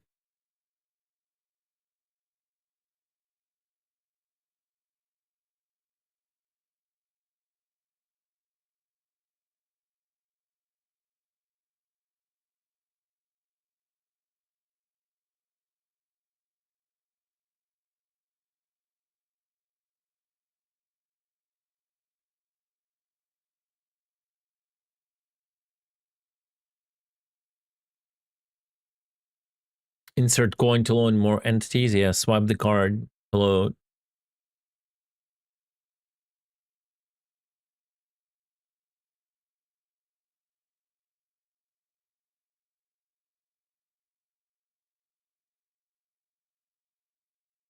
I am probably loading into server error. Because that's what it looks like.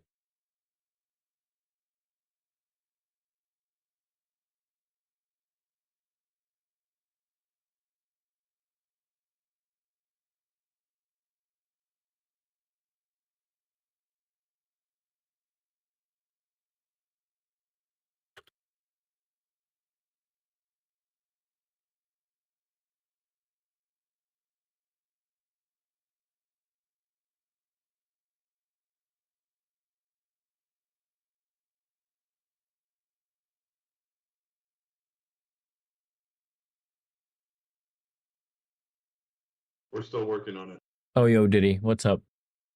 Yo. Is the server working? Yeah. Because I'm trying to load in you and it's just not loading.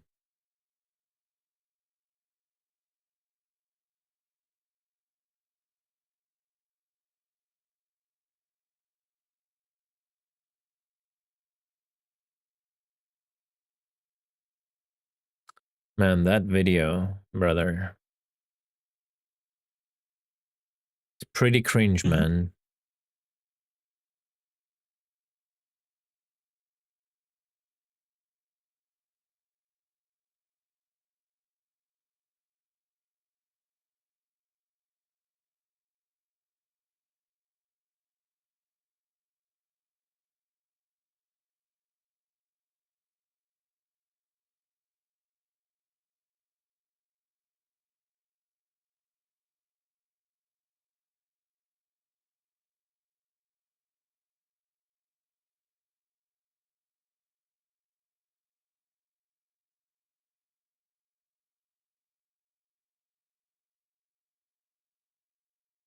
That's like literally nothing moves, bro. I don't know what's going on. That's nice. Welcome back to a scene of a golden patch of 4.10, as they said. It's ready to go. Oh, it started moving.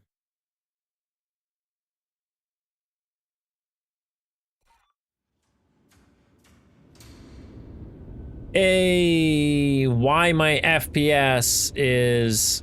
Okay, there we go. It leveled out. Why everything is so bright? I assume I have my... Yeah, gamma up. Alright, alright. Okay.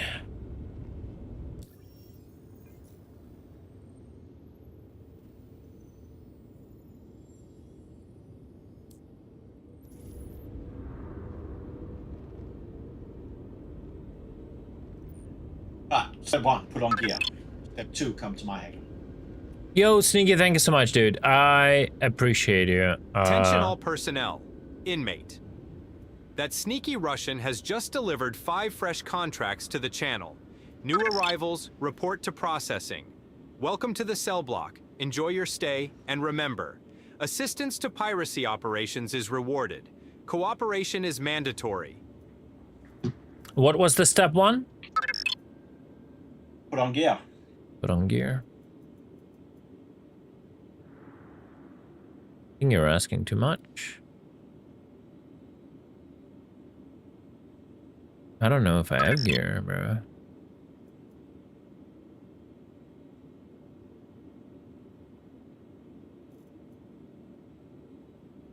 Why do I have this set?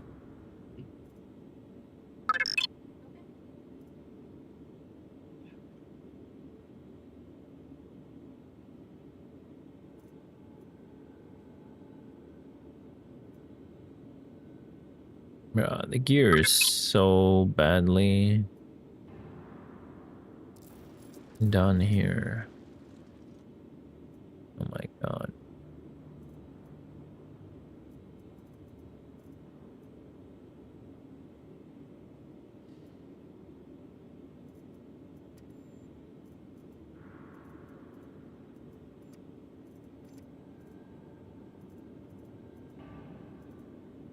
Thank you, Thunder.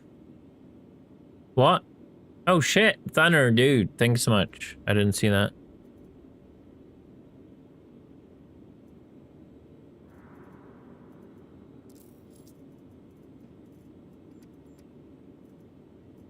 It was a tier 3, mate. I know. I know. It's like the one of the few only real bankers, right? Yeah.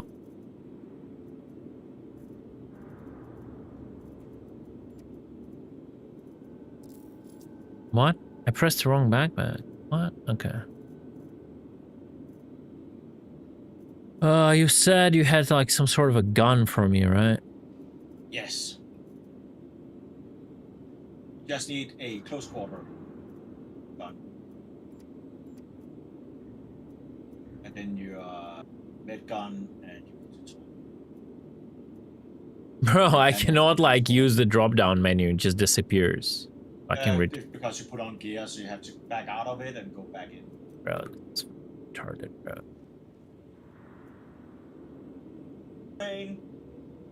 Hit that donut.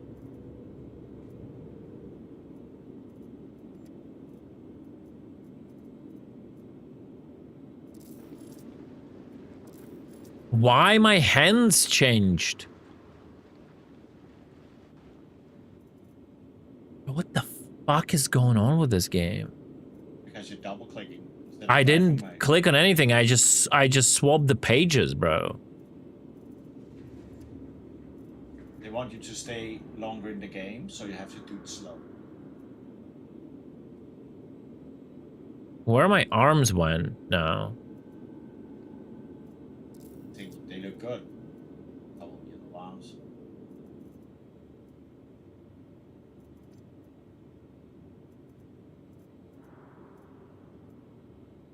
Cannot. I only have the stock base ones.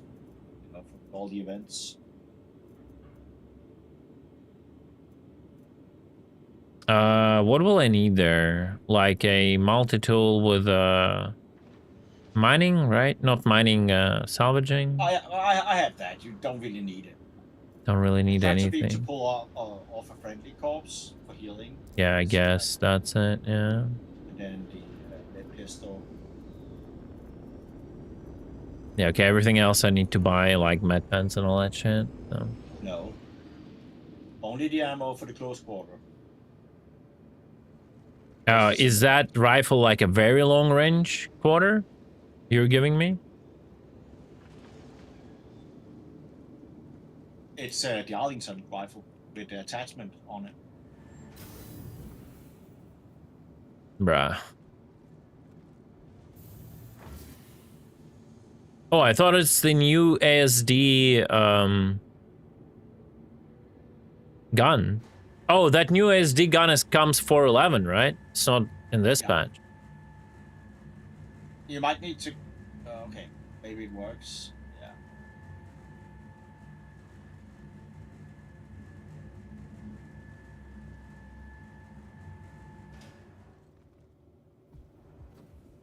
I'm in your hangar, coming to him on the opposite side.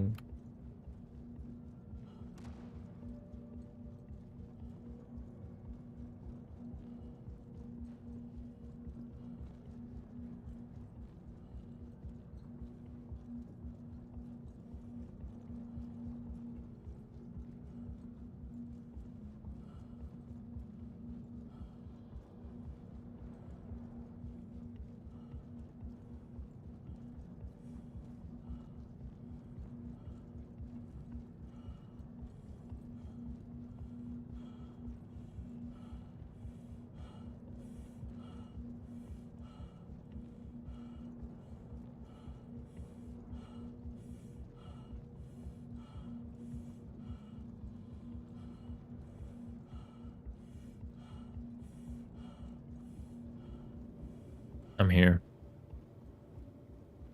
The box.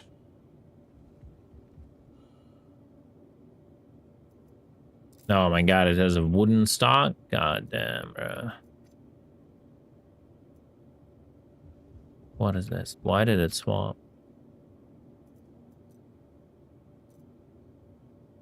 That's because you're close to the terminal. And then you just need ammo for your base rifle.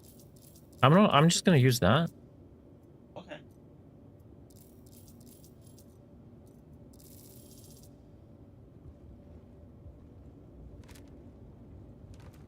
Oh, do you have the original scope? Yeah, I think I do. If you don't want night vision, fine. No, I don't want night vision. I also trying to understand why my gun just disappeared. And it's gone. Why it's in the inventory, bro. Yeah, that's literally what we've been talking about. Like, I come back to this game and I instantly start suffering, right? Instantly.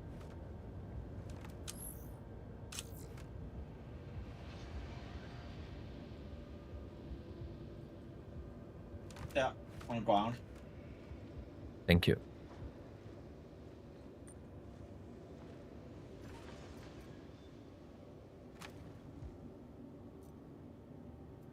I'll drop this one. How you keep it? Yeah, I'll keep it. Bring it in case it's get really dark and sexy. It's really dark. I'll just kill them anyway. Now I get a fucking multi-tool on my... So frustrating. Okay, let's go. And now we backspace, right?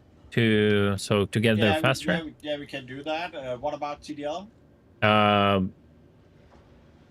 Let me see if he will react to the invite. No, he accepted. All right, let's backspace.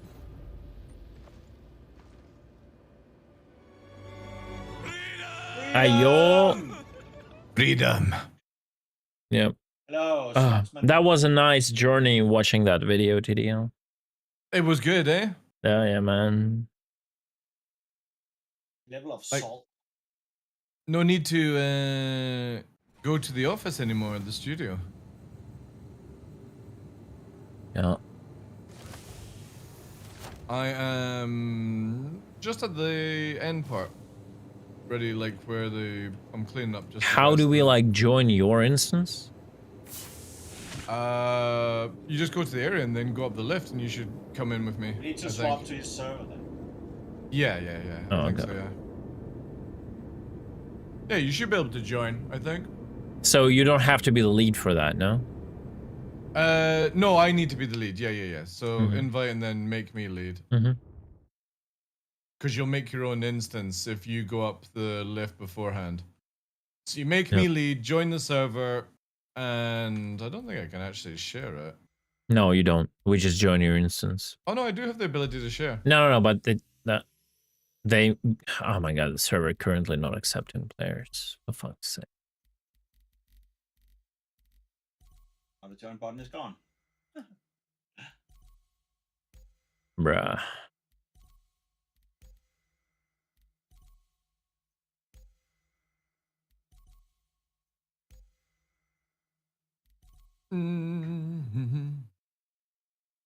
That boomstick is their fucking retarded vision on an action lever action weapons.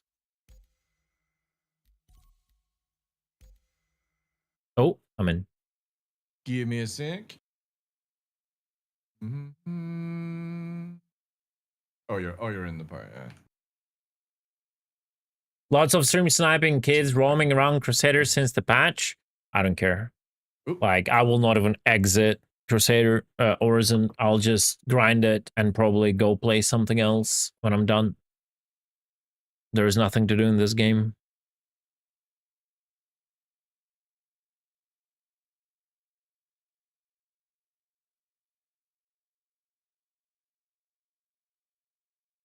Nothing, just some blueprints.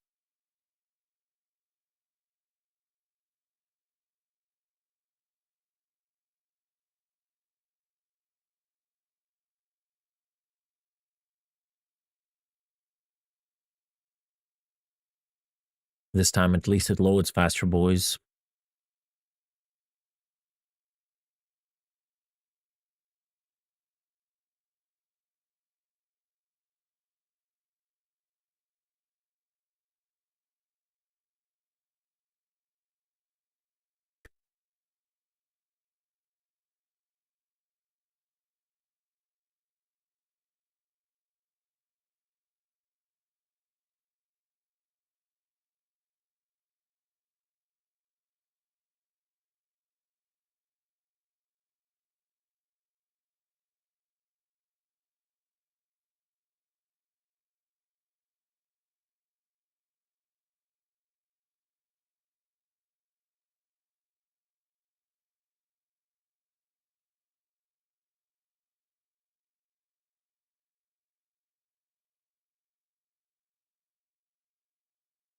Cold Chris told him how his game sucked balls.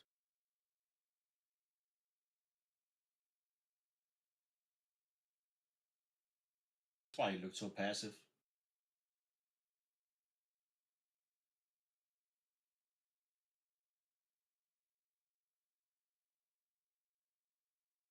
I'm stuck at 95k now. It's not going further.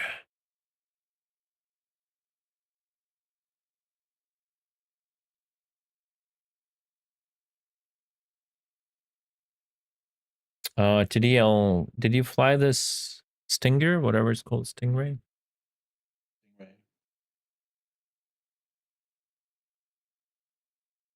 Mutant. Okay. I did. Yeah. It's not that good. Hmm.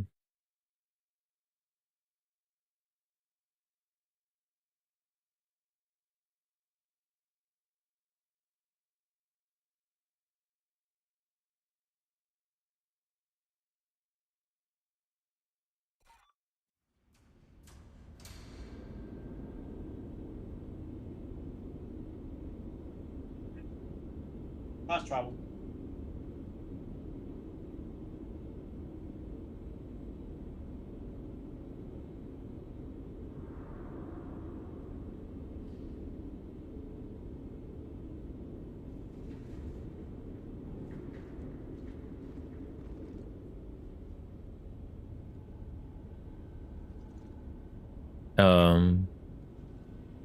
Wow. Nice 10-second delay.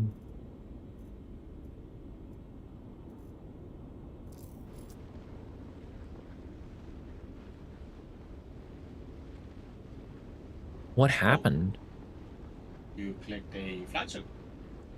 I clicked the arrow to the right, bro. Mm-hmm.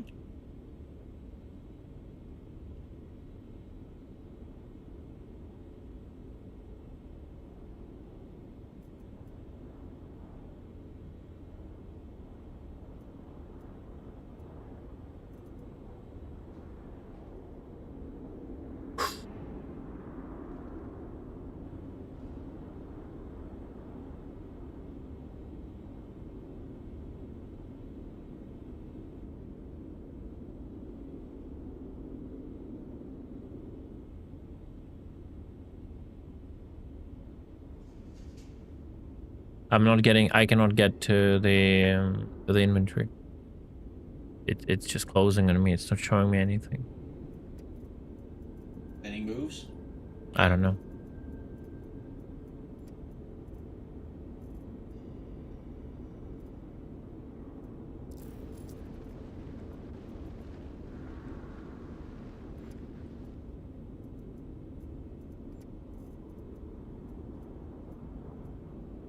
Oh, because every time you click the button, the shit goes down and up, and you can see this block being selected every time. Yep.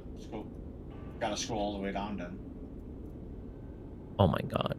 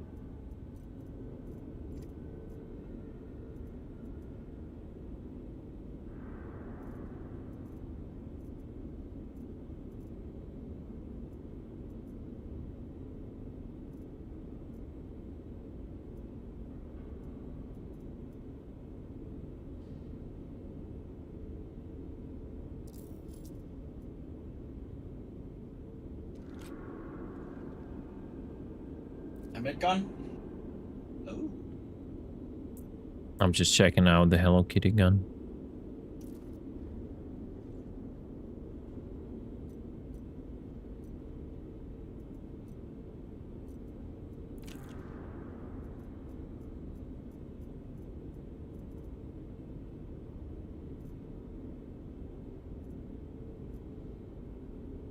I'm now trying to look for your gun. There it is. You gave me.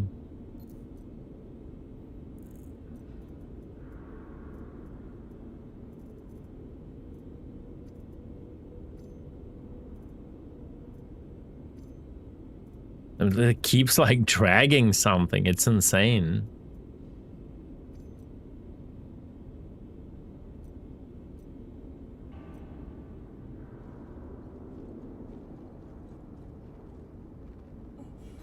You get the med gun?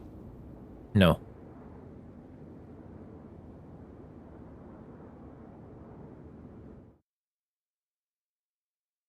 Have the gun? I'll get a normal, just an ordinary one. In clinic, it's fine. Doesn't matter.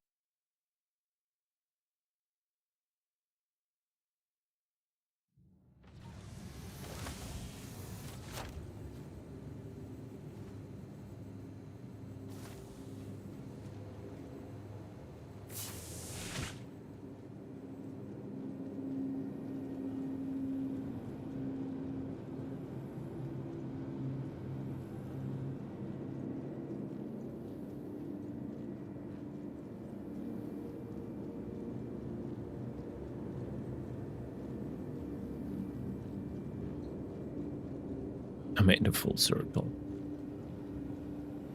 Perfect.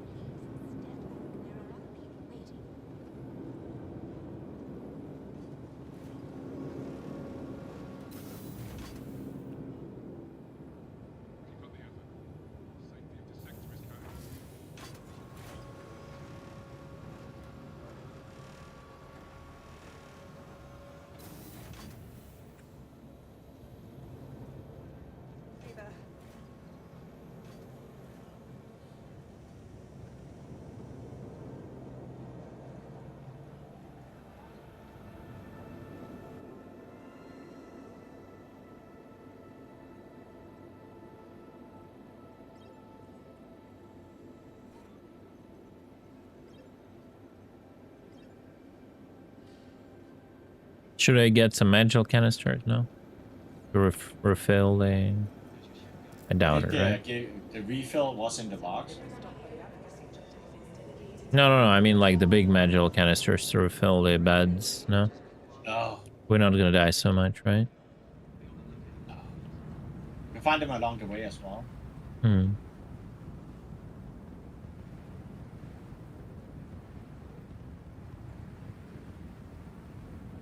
Oh, invisible barriers. Nice. I'm awaiting in the landscape shovel. Is it only me having this invisible barriers things, or everyone? Like everything visuals here are broken.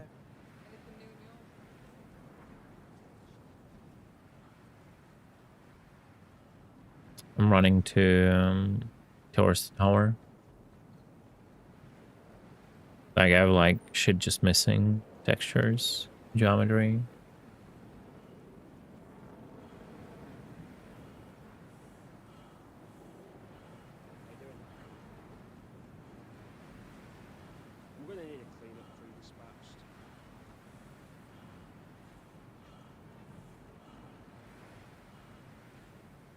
Be right back.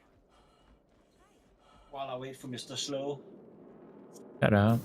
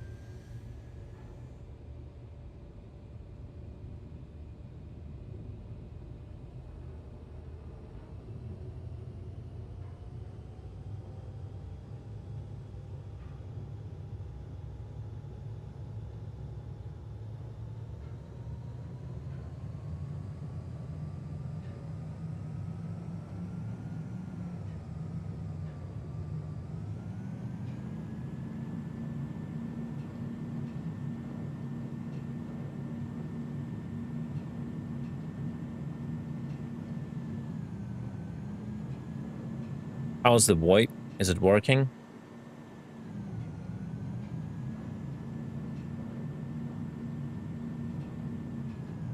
This guy doing 0 to hero run?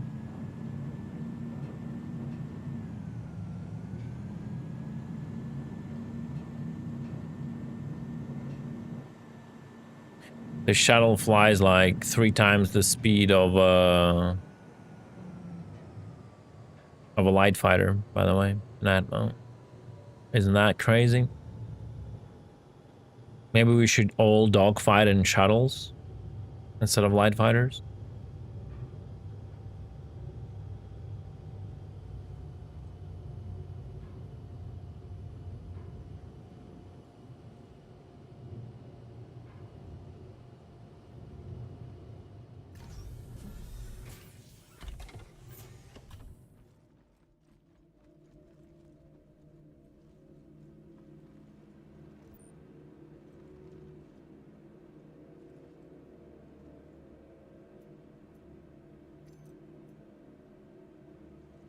At Orson Skyway Shuttle Service, we aim to make getting there half the fun.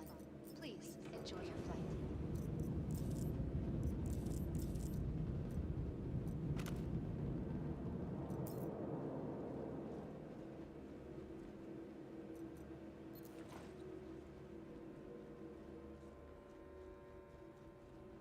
It's interesting that guy's body did not despawn. I'm afraid of these elevators. All visitors aboard the Orson Skyway Shuttle Service. Have a pleasant stay. SC so degraded, I'm finally ready for Verse project to take my money for the next 15 years and go through the same tech hurdles again. Yeah. Well, they're not asking for any money for now. My biggest issue with the Verse project is that, like, I don't know if I will be even capable of playing games whenever it's like in a playable state. I really want to see it come to life though.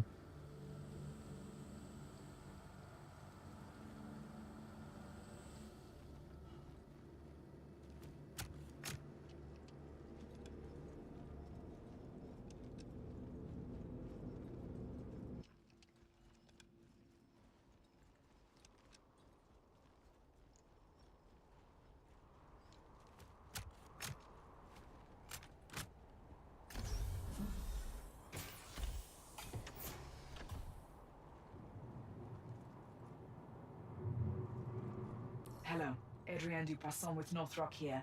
To catch you up, it seems Crusader Security's attempts to take back their platforms from the Ninetales gang members have been impressively unsuccessful so far. Can we just go? I'm still collating the finer details of the situation, and we'll have a full debrief ready for you once you're underway.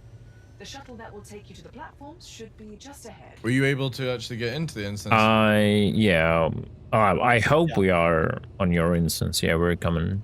I see like you see like 36. Yeah, but yeah, I again, see the could be markers, overlap. but we don't know if that's the same instance. I assume it is. Platform is the cargo barge the Ninetales use to sneak past Crusader Security. It says deactivate bartender, reach admin center. So we Yeah. are in his phase. Yeah.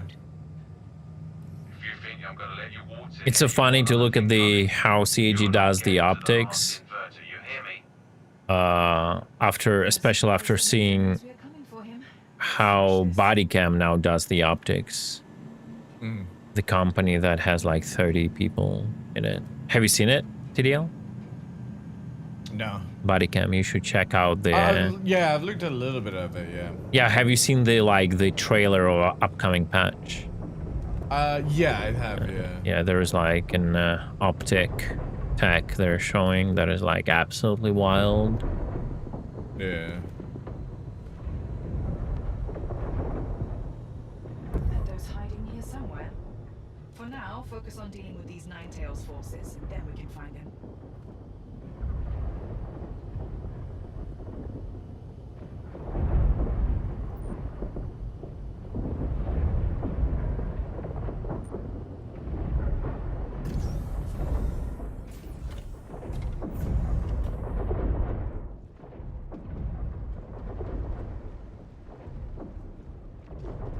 Isn't there a spring toggle when I tap? No? Okay. Did you skip some of it, TDL, or did you kill everything? I've killed everything apparently, but there might be one or two guys that are just memeing around. I don't know. What do you mean memeing around? Or just CIG they- AI? Yeah, they may have sneaked past me basically.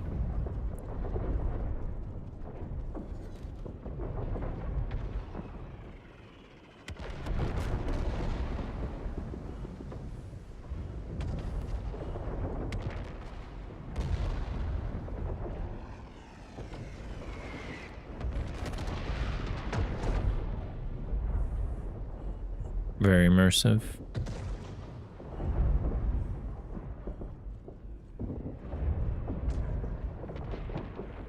Yeah, that's the new optic that comes with this rifle.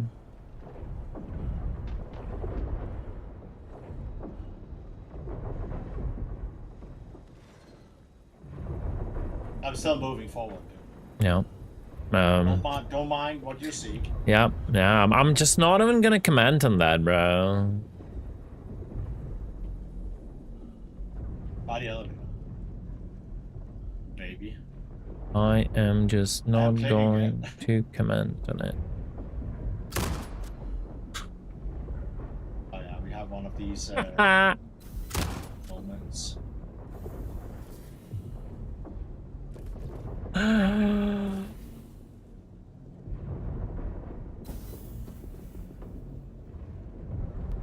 Taking the button.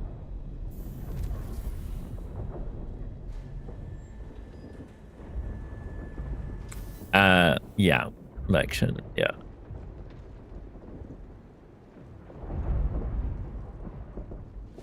Yeah, keep blaming,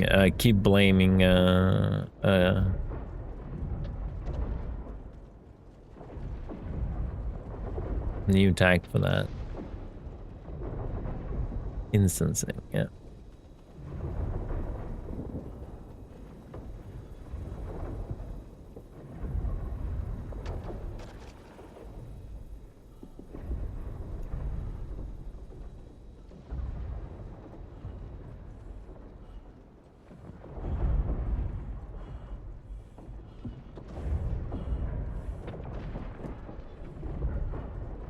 You feel left out from being scammed? Oh my god.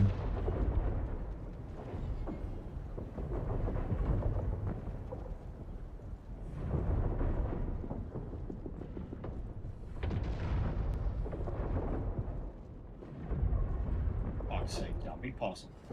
Get over a fence.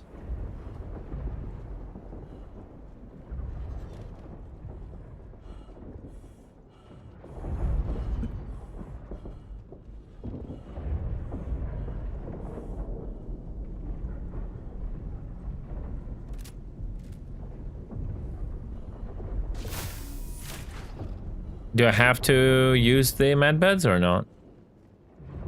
To get saved? No. It Just- also updates when you pass them. Okay. Well, it doesn't really update. It just takes the closest medbed if you die. Mm-hmm.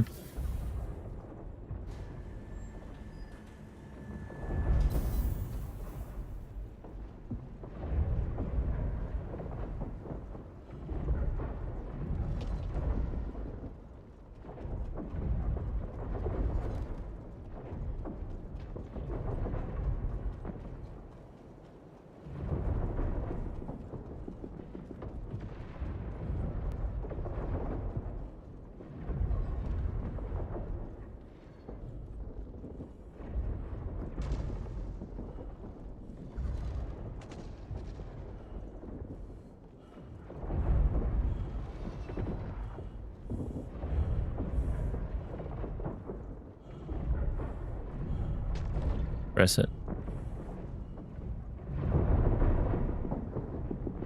You're muted on Discord. Sorry for that.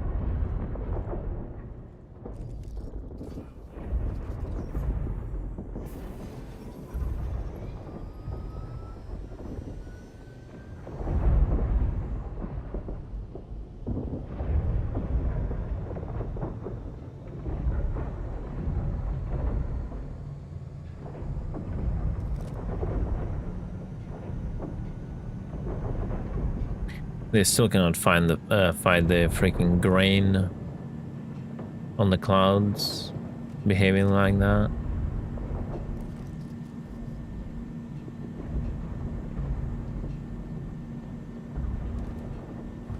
I once seen clouds like that in real life, but I was high as fuck though. Maybe that's a reference, man. For a short second, I felt like corn. Bro, your laser is like performing at a rave party level, bro. That's how it looks when I pee, dude.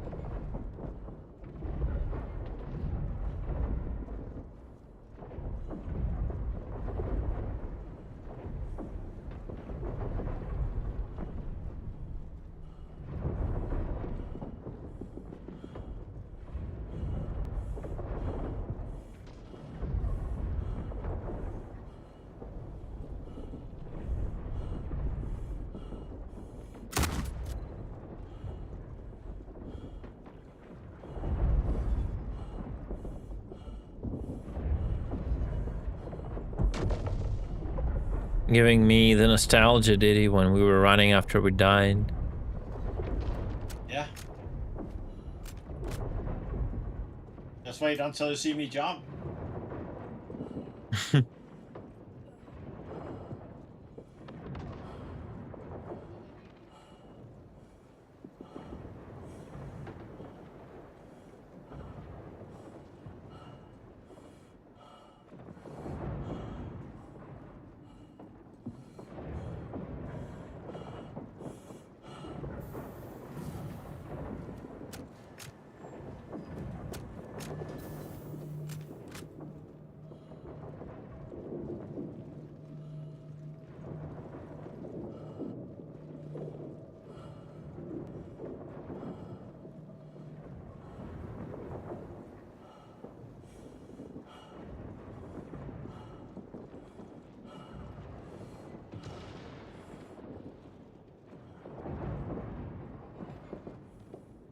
So he was able to jump over from the get-go. I'm not able to jump over from the fucking bench.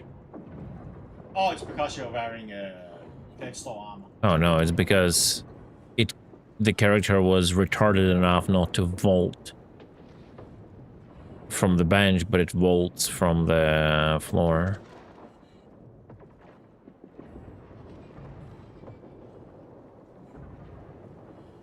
$42 delayed, it's official. Letter from the chairman. Oh, I gotta look through that. Why I'm not surprised. Q2 2027. Oh no, what if GTA 6 moves to Q2 2027? Oh, they are blaming GTA 6 release? Nice. Yeah. The funny thing is, he also says a select number of long-term content creators have been invited. Yeah, I said, yeah, Darklaw, Cutlet, and Mike haven't been invited. No. How dare you speak your mind? Well, me and Mike are not content creators anymore. So... Nah, you're just salty people.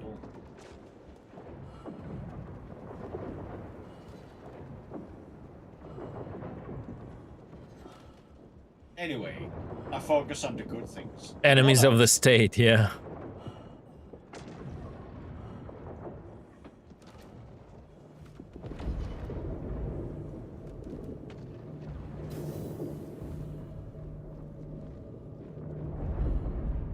It's roof. Roof.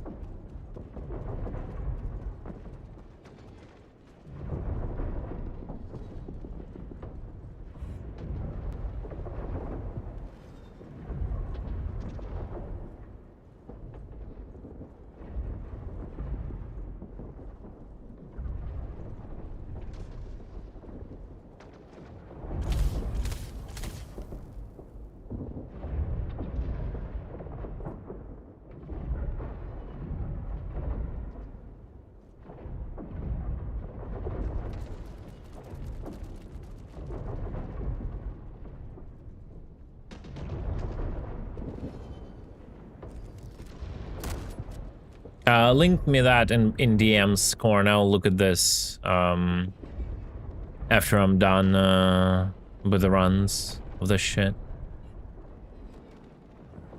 So it just doesn't go up in chat.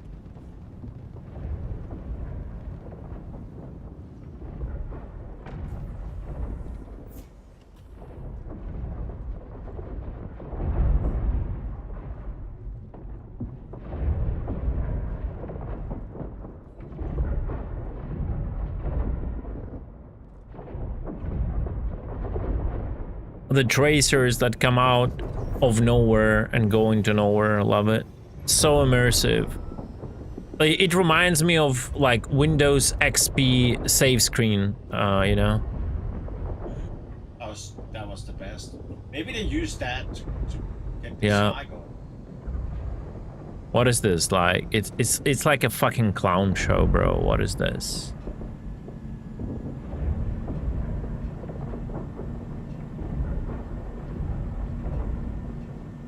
Look at the bright side when you're done with the Siege of Forest and turn off the game.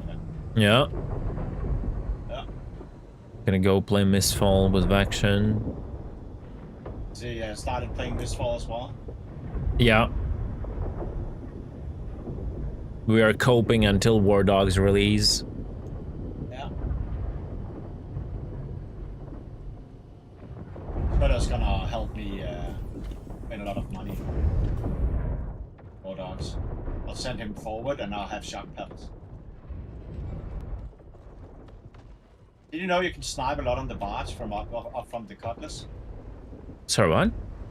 Up from the Cutlass here, you can snipe a lot of the snipers on the barge. Oh, okay. My biggest question in life right now is whenever War Dogs release, what I will be maxing in the first place. I am torn between playing medic as I did, maxing the fob maxing, or maxing the driving just for the memes. I know everyone will be maxing helis, but I might as well max the driving to get the Humvees and all that shit. I'm not gonna max, like, no matter how I want to try flying, I'm not gonna max that because we will have a lot of like heli pilots available, right? It's just no point.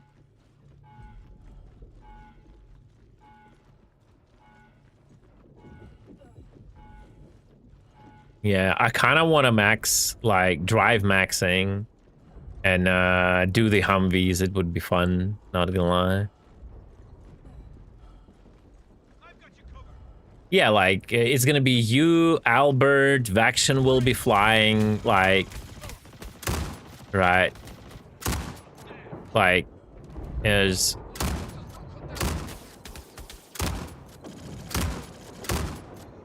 There's like no point for me maxing that, so.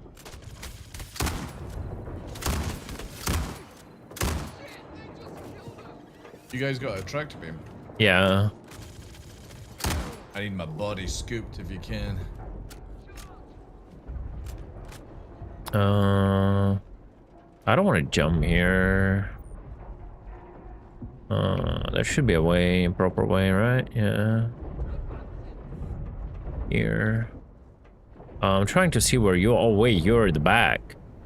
Yeah, I died. Okay, then I'll wait for you and you show me where. I need my body retrieved from where I'm standing just now. Yeah. Possible. Yeah.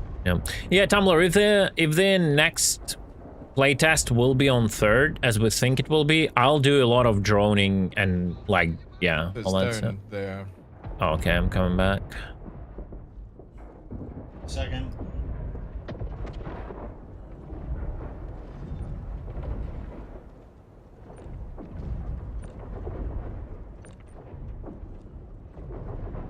Where is the body? Down in the thing. Yeah, I see it. I have the big beam. It's fine. Oh. Yeah, I'm hitting the backpacks. That's the issue. No, it's. I might need to restart the client. It's not the issue. It's the issue of not being able to move the body. It's different. It's not about the backpack. It does mass succeeded. Give me a second. I'll try this one trick, boys. This one trick. Have you seen the letter from the chairman yet? I have, yeah. But it's like, I don't really care.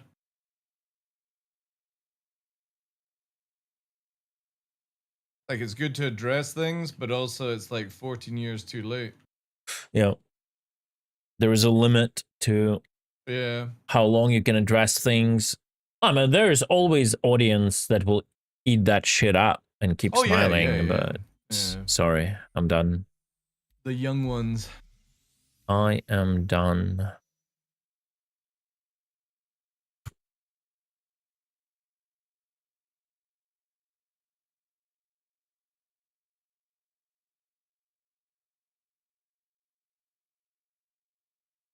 I only believe when I start seeing things You can write a load of spraff on a piece of paper, make a funny video, all that jazz. Until I see it in game, I will just never believe anyone. Until then, it is just whatever. And I wish it wasn't that way, but that's what happens after this length of time.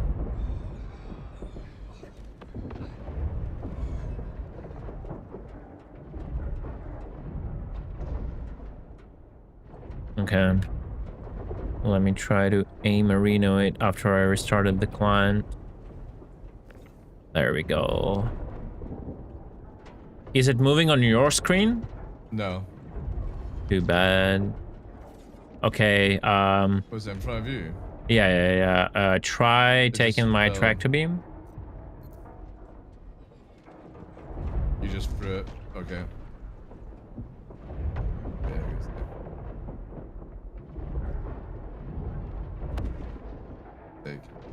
It's go to no. Now this game is retarded. I just cannot, bro. It's fucking retarded, bro. There is nothing is gonna save it, bro. All right, let's move on. I guess we're done I got here. no ammo, so It's fine. You're gonna just bait then. All right, I'll bait.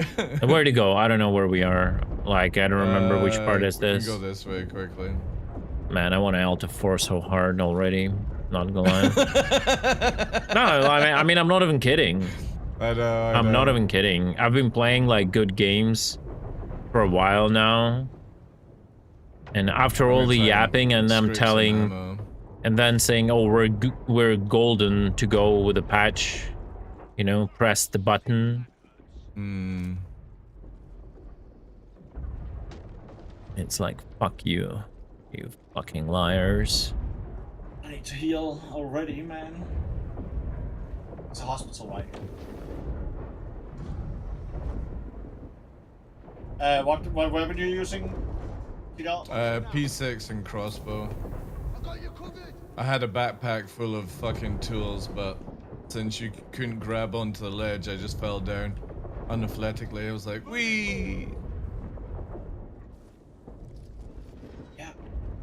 And there's gonna be shit on the left, I think, right? Oh, you killed it? Most of it? Yeah. I see one dude here. He's dead.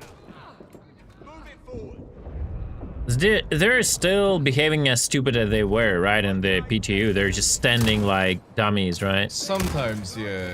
Doing nothing. What the fuck? Oh, I went down straight to them.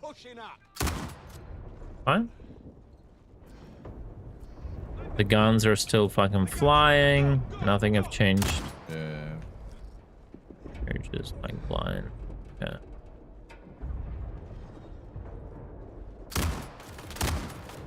Bro. See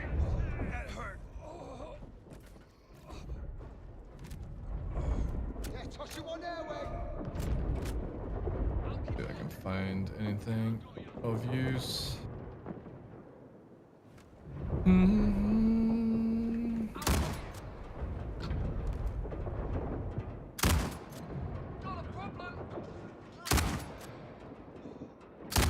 They're just like sitting and doing nothing, bro.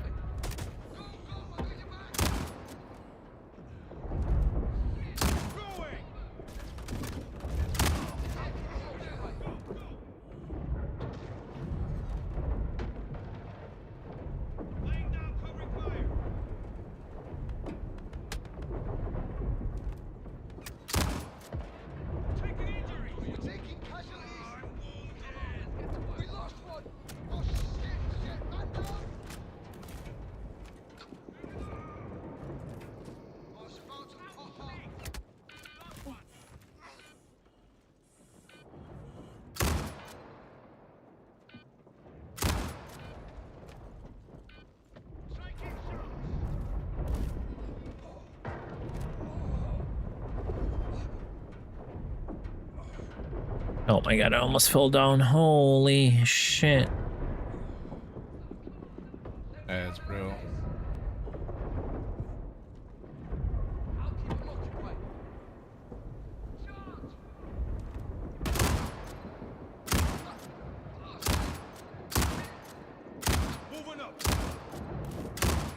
What? Lol. Stupid. Today just got interesting. I got your cousin.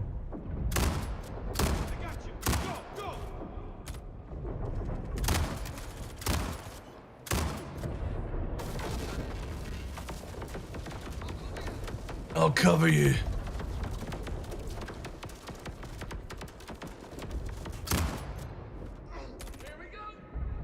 Here we go.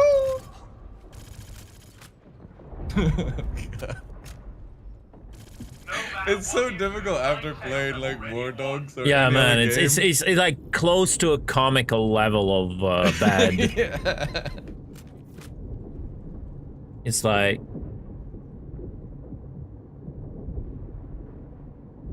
All right, punch it. I need to Punch it, Gary. You need to what? Did he? Recompile. What? Oh shit! That was a Warlock word for putting your ammo into a magazine. Sorry. Do you know who I am? I'm fucking Mendo Ren. If he A falls off the Mendo banister, fucking I'm Ren or done. whatever he says, right?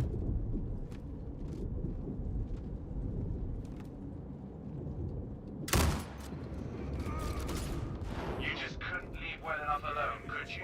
Now it's gonna cost you your life. Hope you enjoyed playing hero.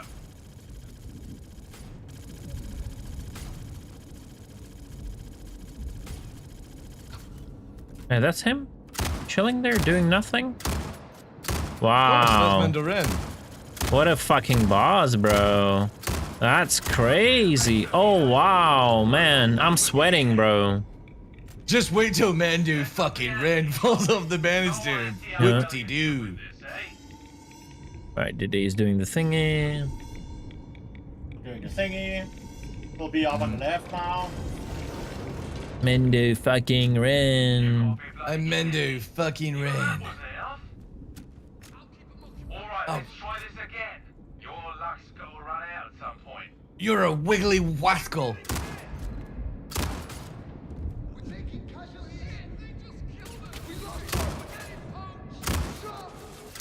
That fucking laser beam SMG is so stupid. How fucking powerful it is. They nerfed the damage on the repeater, right? I'm not killing them anymore, like with one shots. No, no. The only time I'm killing them is a headshot with my crafted bow you gave me. Yeah, still Where's alive. Mendo fucking Ren? Where's the Mendo fucking Ren, bro?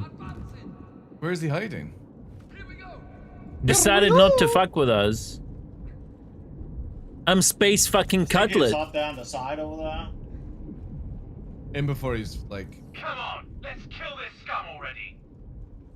Yeah, kill his scum already. Where are you, bitch? Huh? Is it bugged? I think he may have fallen off the railing.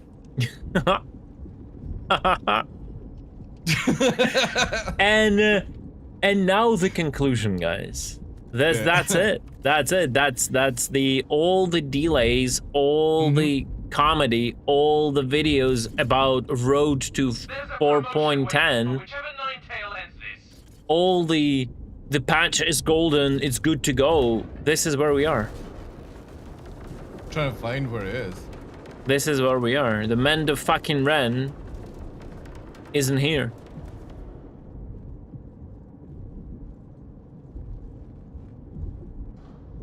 Ugh, all that time and effort. Guess Crusader got their credits worth hiring you lot. Stop yapping from nowhere. It's normally up and that on the like the end to the right, up there. Yeah. Mendo fucking Ren, bro. That's just comical.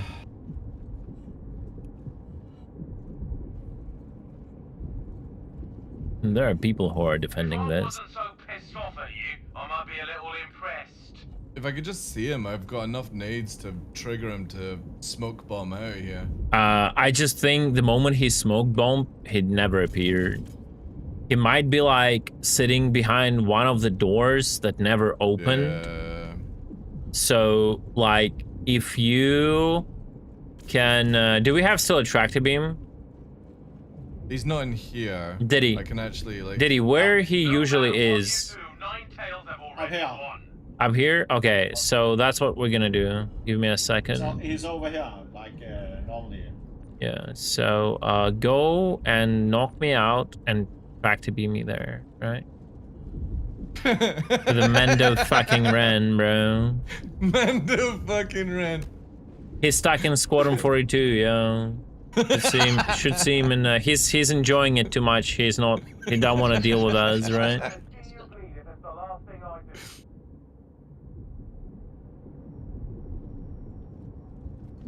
All right, Mendo fucking Ren. Let's see if you're here. Yeah, check if he's in there. No.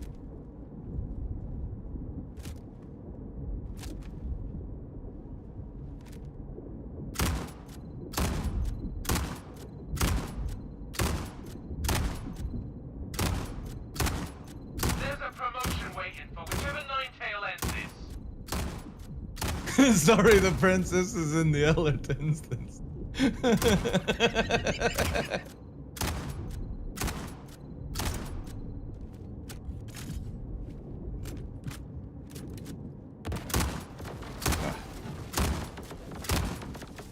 No, he's not in these rooms. At least I cannot detect him like that.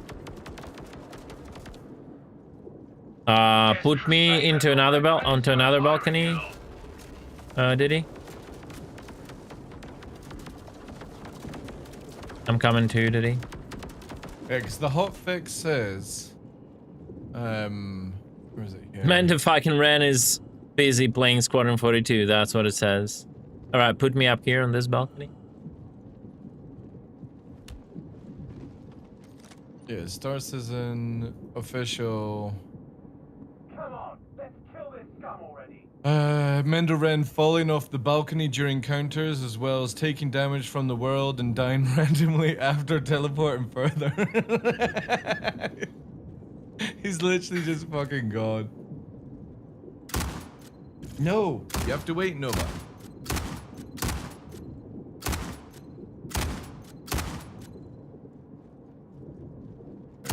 Not that one. If I wasn't so pissed off at you, I might be a little impressed. Don't see him here.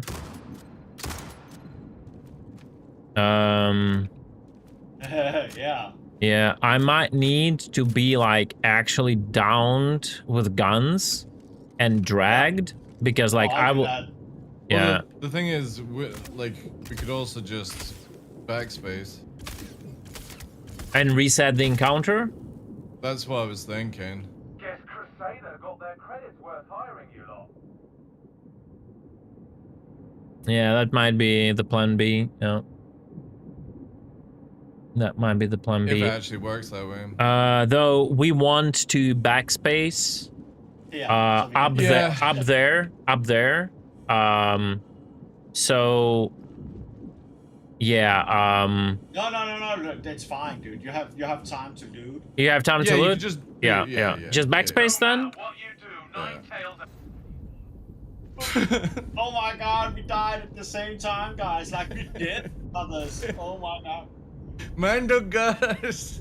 Mandarin! It's... Oh, it's a heavy day for Cutler. He's like out of words. Yeah. Who would have believed that? It's sad. This is extremely sad. I think we killed him too fast as well. Well, it's not our fault. He's just standing still. He's Mandarin. Mendo fucking Ren. Dip code him. Oh. Wow, and we all spawned in the same bed. Oh my god. It's like one of those dreams I've had. Yeah. What did we do in the same bed?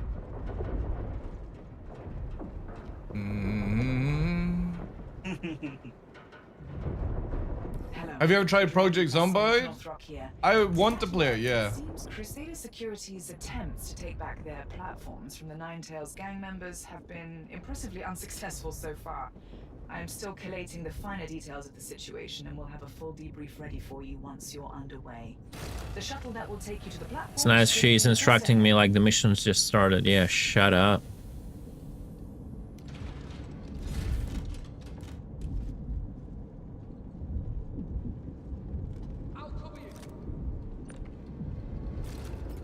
You just couldn't leave well enough alone, could you? Now it's gonna cost you your life. Hope you enjoy playing hero. Man, the fucking run. Go ahead. I'll keep them occupied. I'll cover you. Go ahead. Go ahead. Go ahead. Go ahead. I'll keep them occupied.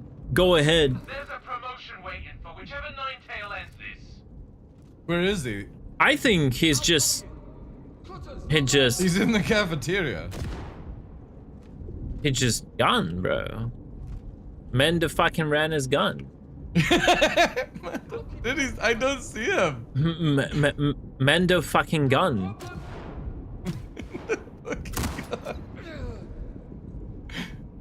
He's fucking gone. If I wasn't so pissed off at you, I might be a little... Where are you? Fuck's sake, Mendo. You have one job. Yep, it's fucking Goosed. So they don't even reset like the encounter properly. Yeah. Diddy, let's try the same thing with other two balconies. Which ones we did? I don't remember. This. Come on, let's kill this scum already. He left. I think he said he pissed off at the state of the game, bro. He just. If you hold out a grenade, you can see into the door. I don't think I have grenades though. Yeah, it literally allows you to see through a fucking door. That's crazy.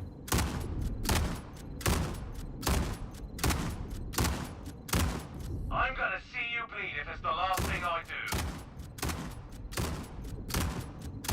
No, he's not here either. Yeah, I think he's definitely in the cafeteria area underneath us. Like, so is there pointless. like even a model of him somewhere, or is it just like... No, I don't know, dude. I don't know. Like, the thing is, we go and look for him, we'll fucking get insta-popped whilst he's down If I there. wasn't so pissed off at you, I might be a little impressed. There's a promotion. Nah, he's not in here either. what was the last set of doors? I haven't checked. On the opposite side. We did two close ones. We did this one for sure. Yeah, he's definitely fucking... He's doing home office today, yeah.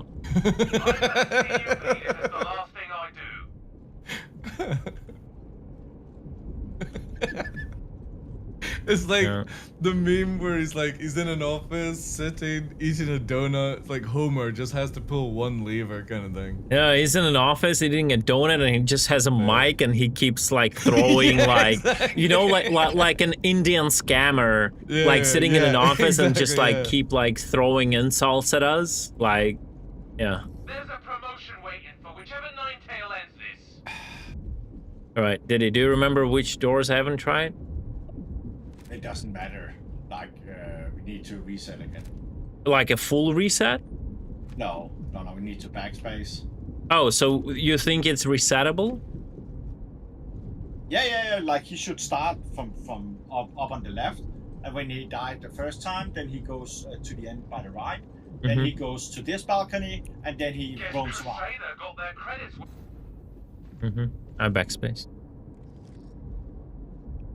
Yeah, he's actually killing us. That's the best strat I've seen from Mandarin in the entire playthrough. Your friend is a corpse. I love how he actually smack talks when somebody dies. Even if he doesn't do Yeah, I'm anything. telling you, it's the best strat I've seen CAG to implement for Mandarin.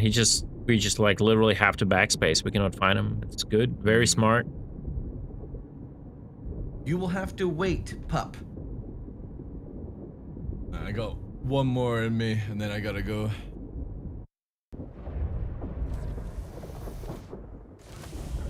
I'm getting stared at. Why am I not getting my dinner? Oh yeah. Tell the dogs you were meant to fucking run, bro. Oh, and I died again. Yeah. Wait, did you just fall through? Yeah. It's just fucking weird locum. He was battling with me to get first on the ramp, and I pushed him Like off. a fucking stupid locomotion that where you cannot control your character and just rubber bands and throws you.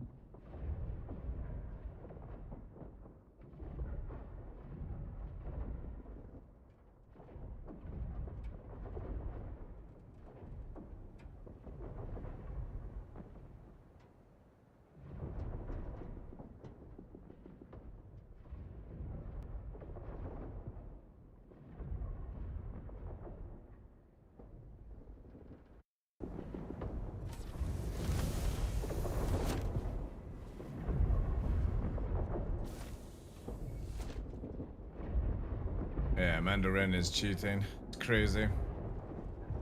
Oh, we are. We have only 4 respawns left.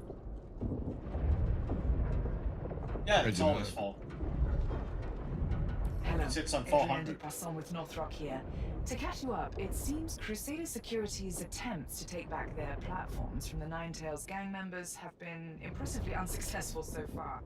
I am still collating the finer details of the situation and will have a full debrief ready for you once you're underway.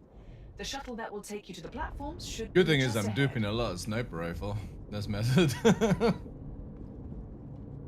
Let's go, Diddy. Yeah, ready.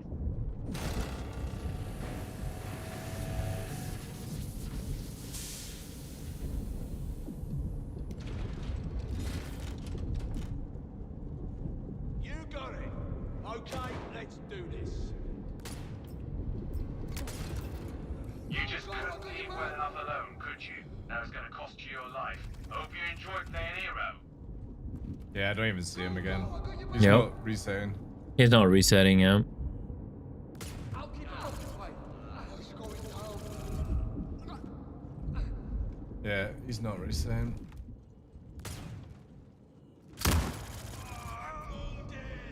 He just found out. Maybe he likes an advanced AI, Chat GPT like thing, and it realized that the best way of us not defeating him is just like hide, so we can never accomplish the task. Yeah.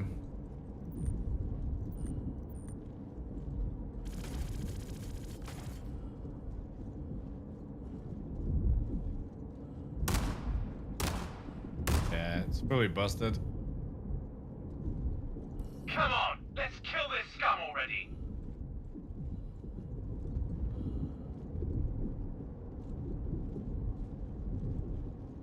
Oh, well. I wonder if I leave, will he spawn? Like it's Nah. bugged because of... No, it's the entire instance is fucked, I think. Yeah.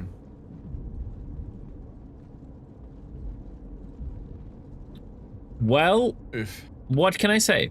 I'll probably wait for them to hotfix this before I play it again. Same, yeah. The hotfix is out tonight apparently, so I think I'll wait until people are guaranteeing it.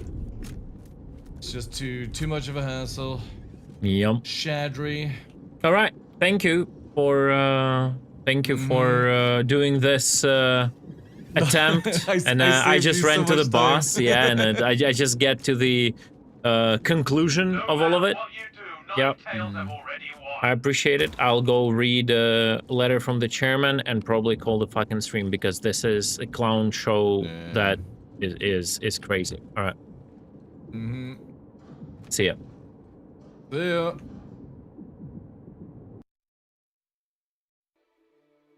And there we go, guys. That's exactly what we've been talking about, right? How long did it play? Like half an hour?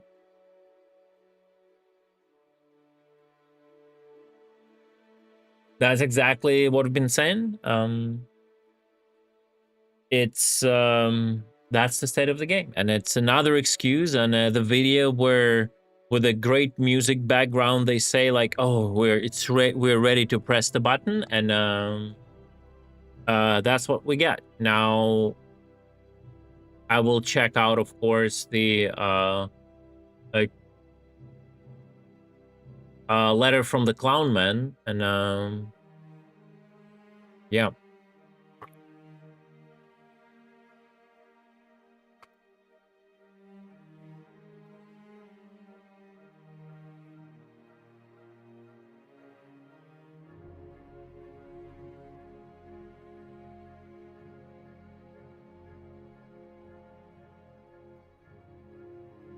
Citizens, thank you for supporting. Thank you for playing. Thank you for your feedback.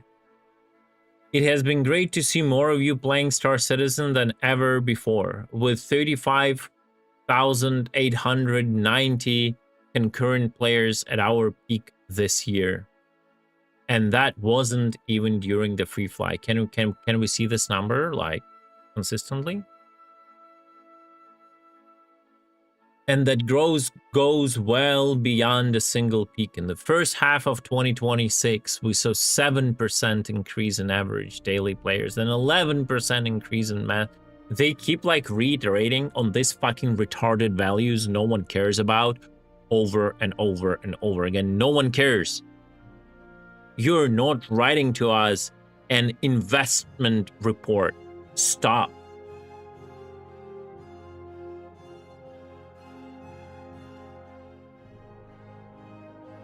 Star Citizen 4.10 is an important step on the road to Star Citizen demise because it brings area and encounter instancing to the Persistence universe with Siege of Arisen. We already have a basic version of instancing in the game via player hangars that doesn't even work because we see other players' projectiles, other players' ships badly shaded, cross whatever each other. It's a nothing burger. Instancing first case with dynamic server meshing. It's a nothing burger. I don't want to even to read through this. Up until now, each universe shard has set number of servers, each allocated different areas, whole territories internally. So Microtech and everything, and Microtech is territory and server looking for. Yeah, we know all that. We fucking know all that. We've knew that for years. We've knew that since Pyro release.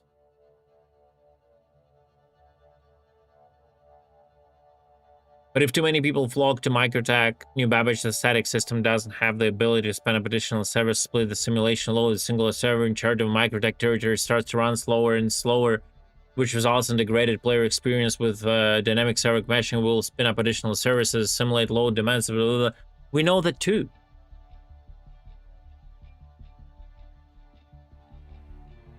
We know that too. We knew that for years. Why we keep talking about it every single time?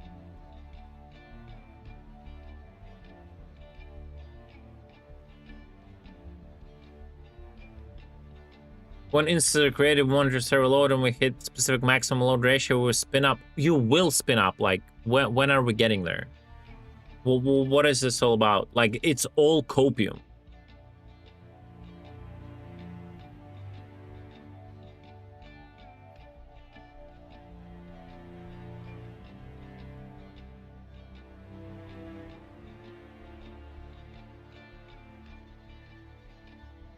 Yeah, blah, blah, blah. We do it different. Other MMOs done it, but we do it different. We are reinventing the wheel.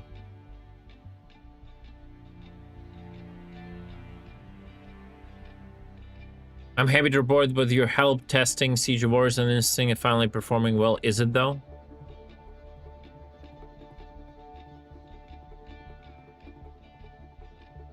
As a part of today's launch, we're sharing a video about the process of delivering. Okay.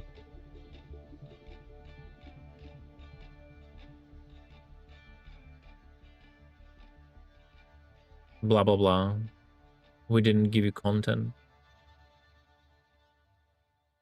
I also want to take the opportunity to clear up some misconceptions that I see in the community discussion. The biggest one I see floated is Star Citizen technical issues are due to its engine choice. Star Engine is our engine, which originally started as a branch from CryEngine 3. Since October 2015, we stopped taking updates and have just been refactoring and adding to the code base and extend there almost nothing left of the original engine. The entity, system renderer, ray tracing, global illumination for Squadron 42, GPU particle system, DNA and facial animation system, audio system, US. Yeah, that's all good. But like, it's like, I don't know who's doubting that. Like, at that point of time, that was a good choice. Of course, if they would know where Unreal would go, they would have probably chosen Unreal Engine, right? But the fact is they didn't. That's not the main misconception. That's not the main misconception. My main misconception is why majority of money is going to Squadron 42.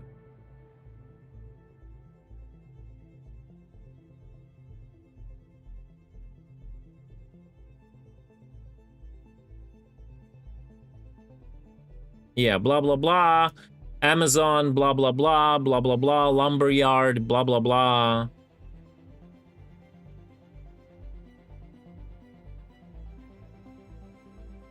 Blah, blah, blah, blah, blah, blah. 2020, okay, we came into agreement with Crytek to give it, like, this is not even the point. The community is like, they just pick some random point they can talk about, and then they tell everybody, oh, this is like why you're so mad.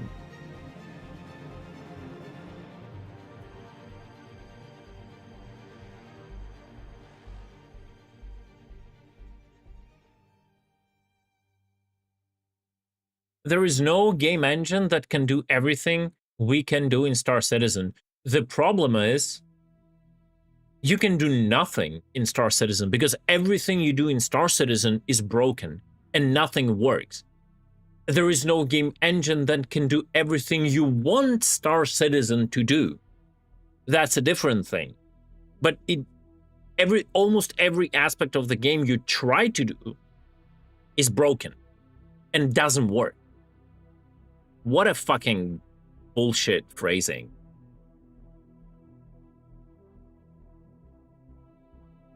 There's also no game that can do everything with, but what can you do? Like, people cannot reload guns, people cannot use their inventory, people cannot switch items, people cannot do any basic mechanics, like nothing works, elevators doesn't work, freight elevators doesn't work, transit system doesn't work, FPS doesn't work, desync, like flight model is shit, barely works. Like, what can you do? Like, the problem is they talk about it as it actually works, but it doesn't.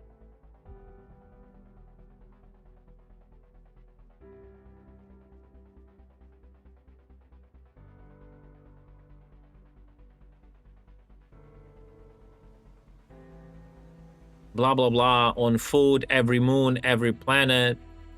Yeah. Screenshot Citizen.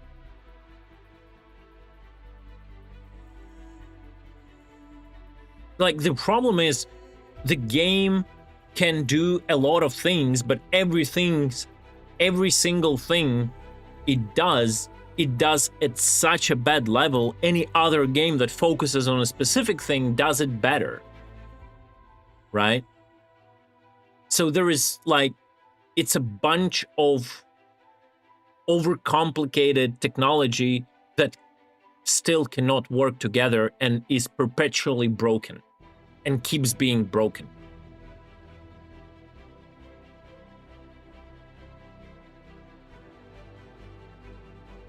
It's like the argument of you can fluidly go here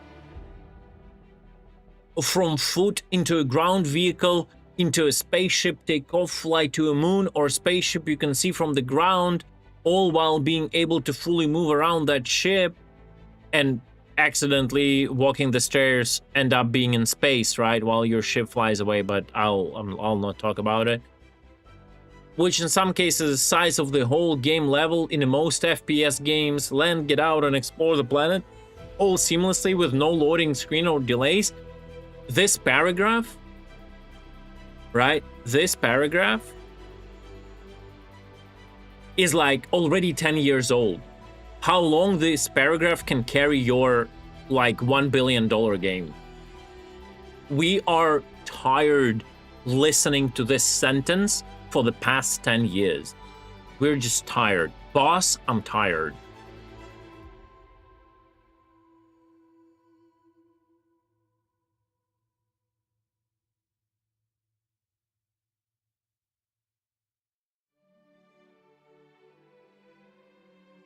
Our core tech group is 146 with 106 engineers. This is our engine.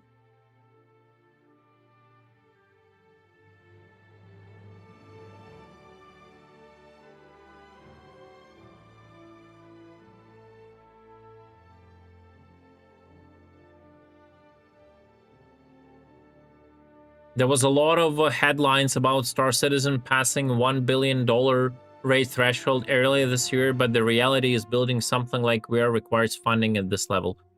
It does.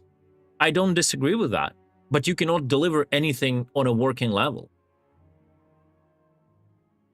Rockstar, oh, this is like really bad. This is really bad. They should have never said that. Oh, I'm gonna shit on them right now. Rockstar, who are main developer of GTA 6, has spent over $2 billion in staff and office costs in the UK from 19 until the end of 2025. Shut your fucking mouth hole. Rockstar has earned that money by creating games over and over and over again, and they are allowed to spend their money the way they want. And they will earn more money after they release the game. You are in no position to compare yourself to Rockstar after not delivering anything playable after like 15 years and having $1 billion in funding.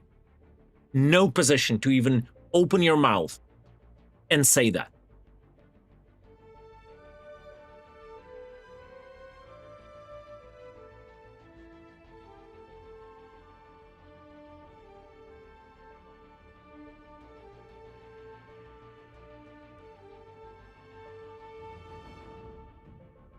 No one is questioning the fact that it indeed takes that amount of money to create a game with such a scope.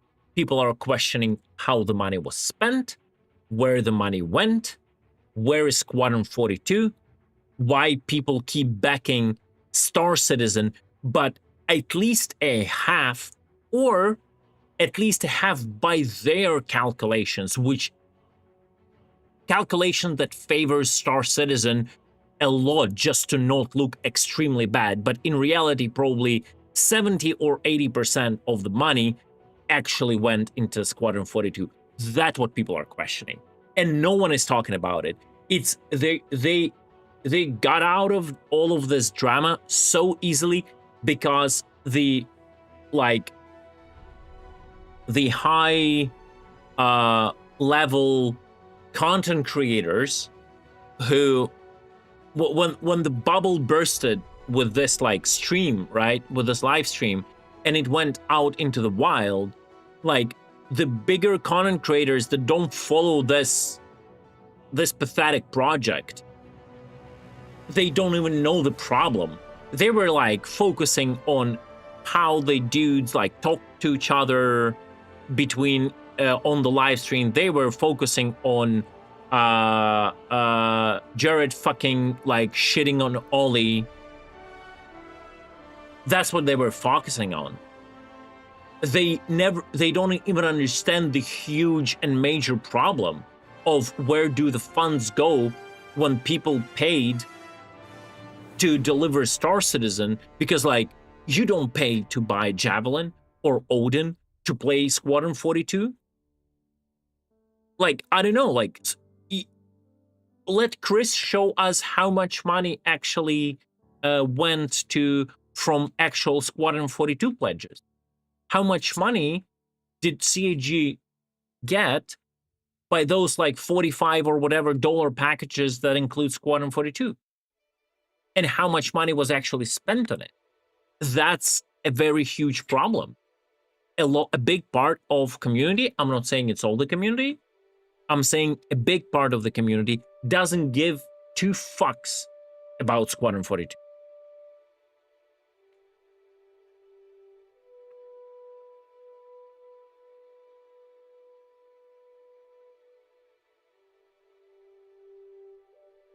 The second misconception I think thrown around, Star Citizen has a skeleton crew and all the resources and money, is being spent on Squadron 42.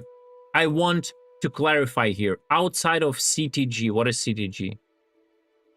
We have a further 611 staff in development across our 4 studios. For the last couple of years, we've been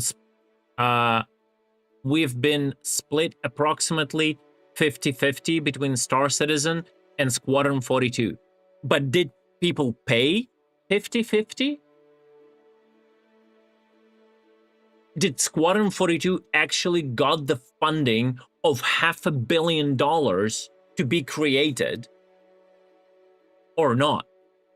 If you're 50-50, why we keep hearing the core and most important teams for gameplay are so tiny? Like, where is this 50-50 where like there is like 1 or 2 guys in this team that is like should be a core team, or there is like an economy team and there is like a guy just substituting who does also this, sometimes does economy? Where are those people that are absolutely critical to the gameplay? And if they are there, what is their competence level if everything they produce always fall apart and makes no sense when you actually play the game? Where is it?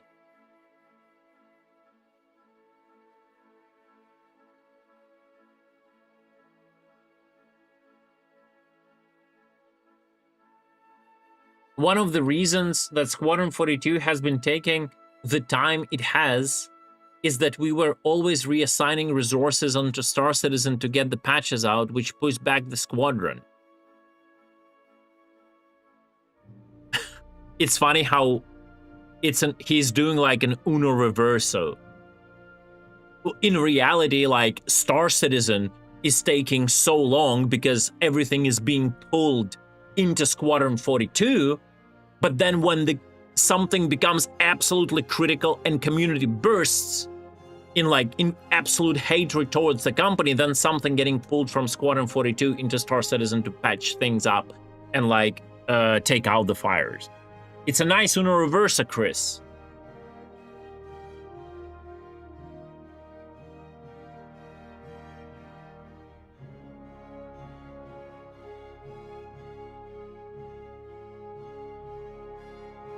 In fact, after 2023 CitizenCon in LA, where we showed off a lot of functionality we were working on for Squadron, the majority of the gameplay engineering team spent a large part of 2024 bringing a lot of the features to Star Citizen at the expense of the Squadron, which we never got and they never worked, right?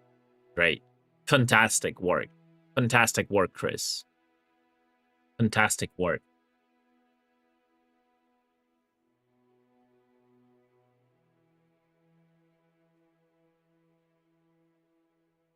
Towards the end of 2024, we decided that couldn't continue, so we shifted the balance back. Yeah. At the expense of people who paid you to create Star Citizen, not Squadron 42 cinematic trailer cinema no one cares about.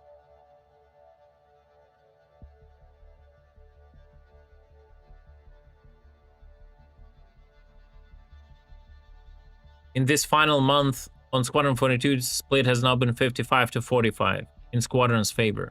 I don't know where all these people are.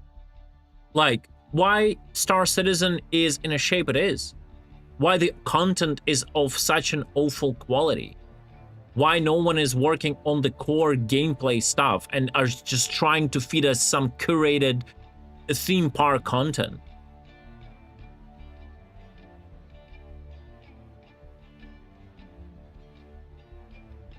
Because the sooner we finish Squadron 42, the sooner the majority of the development staff can focus on bringing Star Citizen to 1.0. Yeah, we've been hearing this for fucking 10 years now. Which brings me to the last thing I wanted to touch on the Squadron 42 release. At CitizenCon 2024, we announced we would ship in 2026. Our plan was to release the Q4 around IAE, but much like the rest of the industry, there is no way I want to launch my spiritual successor to Wing Commander and a game that has had 12 years of blood, sweat, and tears invested into it. We started the development in 2014. Launching it into intention buzz saw of GTA 6. While GTA 6 isn't launching on PC November, pretty much all outlets and most content creators will be all over it, not leaving a lot of room for other coverage. What if GTA 6 is delayed again? Are we gonna see a delay of Squadron 42? We have taken a look at the release. I just want GTA 6 to troll them and just postpone the release again, so they go straight into the window when they plan to release in 2027. It's gonna be epic.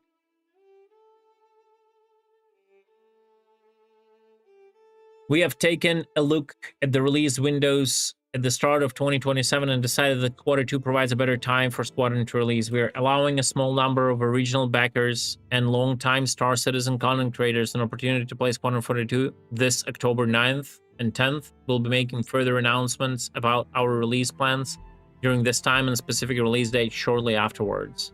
And a lot of you will be disappointed to not be playing. I'm just disappointed that the shit is not out yet, so you can move 100% of your force to Star Citizen.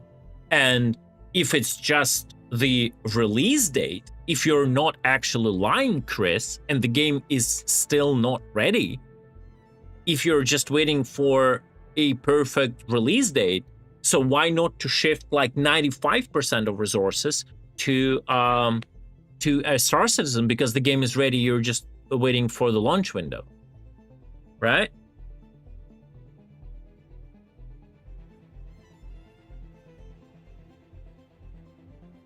But the best thing to the project, as it is truly something special and so needs to be opportunity to have the folk.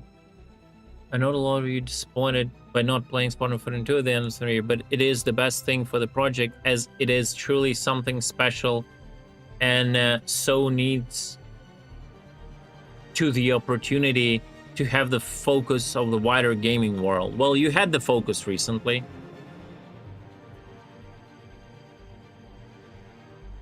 I want to wrap this up. Yeah, Chris, wrap it up already. By thanking all of you for your support. I've seen few people question why there wasn't a letter of the chairman of the 1 billion crowdfunding milestone. Honestly, I felt it shouldn't be about the money. Oh, now you feel it shouldn't be about the money?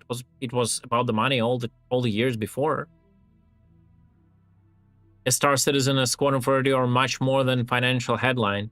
You can see from the voluntary financials we publish, we invest all the money we raise back into the development of these 2 games. Those are not 2 games. Though that is 1 game.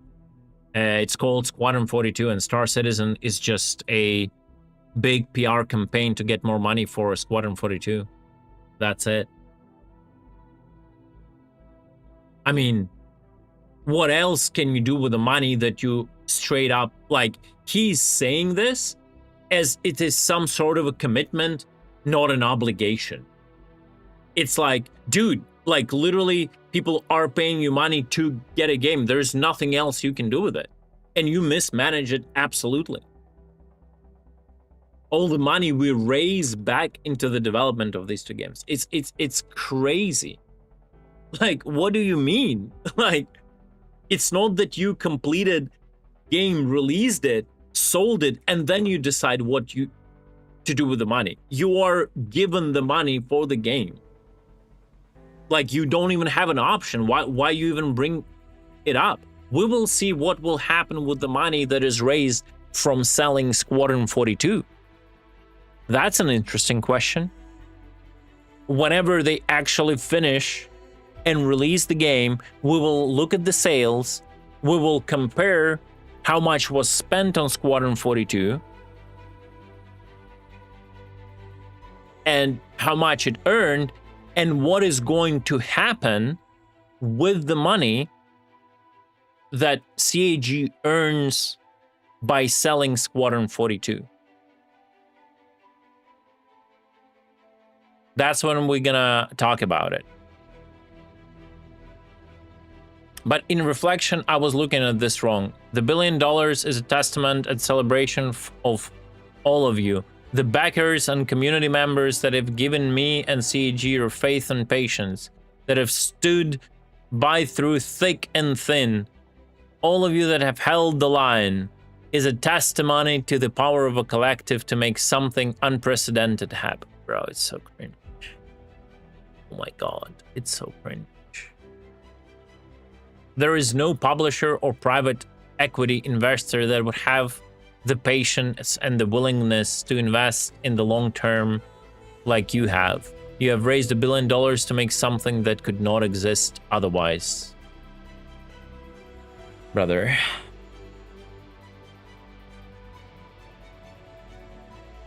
And for that, I'm incredibly lucky and humbled by. Yeah, right. You are. Of course you are.